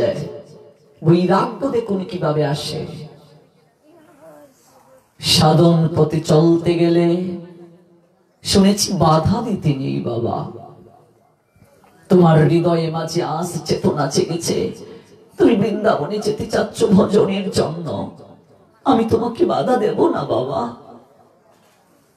কিন্তু আমাকে একটা কথা দিয়ে যাও বাবা, তুমি আজ মালিক থেকে চাকর হতে চাচ্ছ, তোমার জ্ঞান এসেছে, বৃন্দাবনে যাচ্ছ ভজনের জন্য মালিকের সন্ধানে। বাবা কোনদিন যদি তুমি আসল মালিকের দেখা পাও, যদি কোনদিন তোমার কৃষ্ণ দর্শন হয় বাবা, কথা দিয়ে যাও বাবা, কোনদিন যদি তার সঙ্গে তোমার দেখা হয়, একটিবারই হতভাগিনীর কথাটা তুমি তাকে বলিও। পিছনে এক হতভাগিনী দাঁড়িয়ে আছে, আমারও যেদিন জীবনের বেলা চলে যাবে, প্রাণ পাখিটা দেহ পিঞ্জর থেকে বের হয়ে ভব নদীর তীরে গিয়ে দাঁড়াবে, সেই দিন তোমার মালিক গোবিন্দ যেন নিজে মাঝি হয়ে বইঠাবে আসে, তার চরণে নৌকা নিয়ে আসে, যেন তার চরণে নৌকাতে আমায় তুলে ভব নদীটা পার করে উদ্ধার করে দেয়। মুর্শিদাবাদ জেলার জমিদারের বৃন্দাবনে গোবিন্দ দর্শন হয়েছিল, সে অনেক লীলা। আমরা 5 দিন বা 7 দিন যদি শুনতে পারতাম বিস্তারিত ব্যাখ্যা হতো। মুর্শিদাবাদ জেলার জমিদার তার মেয়ের কথা বলেছিলেন, মনে রাখবে, ভক্তি পথে যারা সহযোগিতা করে, সাহায্য করে, ভগবান বলছেন, দেখুন কি চমৎকার লালা বাবুকে দিয়ে, জমিদারকে দিয়ে শিক্ষা দিলেন। তুমি ভাগবত পাঠে আসতে পারো নাই, কিন্তু কাউকে তুমি পাঠিয়েছো, সহযোগিতা করেছো, সে এসে যে কৃপা লাভ করবে, তুমি ঘরে বসেও কিছু না কিছু পাবে। তোমার কথা শুনে কেউ যদি আসে, তোমার ঘরে গ্রন্থ আছে, গ্রন্থটা যদি দাও, আমি তো পড়তে পারি না, তুমি পড়ো, এই যে তুমি তাকে গ্রন্থ দিয়ে সহযোগিতা করলে, তোমারও কৃপা হবে। একাদশীতে একজনকে একটু প্রসাদ পাওয়ালে, দ্বাদশীতে তাতেও কৃপা হবে। যতটুকু পারো একটু একটু করে করি না আমরা, সংসারী মানুষ, কাজও করতে হবে, চাকরি করতে হবে, ব্যবসা করতে হবে, ভগবানকে বাদ দিয়ে নয় বাবা। একটু একটু করে শুরু করো, দেখবে শেষের দিনে গিয়ে তোমার অনেক জমা হয়ে গেছে। আর যদি নাই করো, দেখবে শেষে আর কুল কিনারা খুঁজে পাবে না, ভব সমুদ্রে ডুবে সাঁতার কাটবে, চিৎকার করে ডাকবে, মাঝি আসবে না। মাঝি কাকে তুলে নেয়? ঠাই নেই, ঠাই নেই, ছোট সে তরি, আমারই সোনার ধানে গিয়েছে ভরি, কর্ম ফসল কেবল মাঝি তুলে নেয়, সোনার তরিতে ঠাই পায়। ঋষি কবি বললেন, দেহটাই জায়গায় পড়ে থাকে। কাজে আমরা একে অপরকে ভজন জগতে সহযোগিতা করব, সাহায্য করব, নিচে করার চেষ্টা করব, একটু একটু করে। একদিন না একদিন ভগবত কৃপা আমাদের হবে। এই জন্মে যদি না হয়, এগিয়ে থাকবো। ভগবান বলছেন, এক জন্মে যদি সে মূল জায়গায় পৌঁছাতে না পারে, পরবর্তী জন্মে আমি তাকে আবার সুযোগ দেই, তাকে ধনীর গড়ে জন্ম দেই। কৃষ্ণ ধনে যে ধনী, জন্মের পর থেকেই সে ভজনের সুযোগ পায়। হয়তো বিগত জন্মে কিছু না কিছু করে এসেছিলাম, যার কারণে এই বয়স থেকে, আরো ছোটবেলা থেকে আমি শুরু করেছি, আপনাদের আশীর্বাদ ছিল। এই জন্মে যদি নাও পারি, এগিয়ে থাকলাম, পরবর্তী জন্মে আবার ওই জায়গা থেকে শুরু করব। কচ্ছপ আর খরগোশের গল্পটা জানেন না? খরগোশ বলছেন, একটু ঘুমিয়ে নেই, আমি এক দৌড়ে চলে যাব।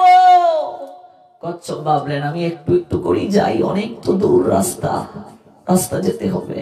কচ্ছপ একটু একটু করে, খরগোশ একবার চোখ খুলে দেখলেন, কি ব্যাপার, কচ্ছপ ছুটছে, আর কতক্ষণ যাবে, আর একটু ঘুমিয়ে নেই। বেলা চলে গেল। ঘুম যখন ভাঙলো, বেলা যায় যায়, দৌড় শুরু করলেন। জিতলো কে মা? কচ্ছপ। কচ্ছপের মতো একটু একটু করেই ছোট, একটু একটু করেই শুরু করো। 4 মালা থেকেই শুরু করো, না পারলে 2 মালা জপ করো প্রতিদিন, একাদশীটা করো। এগুলো আমরা বিস্তারিত কাল শুনবো। একটু সন্ধ্যায় সবাইকে নিয়ে বসে হরি নাম করো। সাধু সঙ্গ যেখানে হয় অন্তত একটু যাও। ব্যবসা প্রতিষ্ঠান থেকে সন্ধ্যায় একটু বন্ধ করে 5 মিনিটের জন্য হলেও ভগবানের নাম করো, গুরুদেবের আহ্নিকটা করো, দেখবে ভগবানের কৃপা বর্ষিত হয়ে যাবে। এই যে আহার নিদ্রা ভয় মৈথুন 4টা কার্য মানুষ করে, পশুও করে, তাহলে মানুষ আর পশুর মাঝে পার্থক্য কোথায়? পশুর বিবেক নাই, মানুষের বিবেক আছে। এই বিবেকটাকে শাস্ত্র বলছে হুঁশ জ্ঞান। আর মানুষ হতে গেলে যে 5টা যোগ্যতা প্রয়োজন, তার মধ্যে প্রথম যোগ্যতাই হচ্ছে হুঁশ জ্ঞান। আমরা আগামীকাল এই জায়গা থেকে পুনরায় শ্রবণ করব। সবার মঙ্গল হোক। আপনারা অবশ্যই নৃত্যে অংশগ্রহণ করবেন। মাতাজিরা আলাদা নাচবেন, বাবাজিরা আলাদা। হরিনাম করে নৃত্যের মাঝে কি যে আনন্দ, কি যে কৃপা। গৌর হরি বললেন, হাকিয়ে ঢাকিয়ে কুল করো তালে, গাইয়ে দাইয়ে নাচে, দেখিয়া সমন তরাস পাইয়ে কপাট হানিল দাঁড়ে।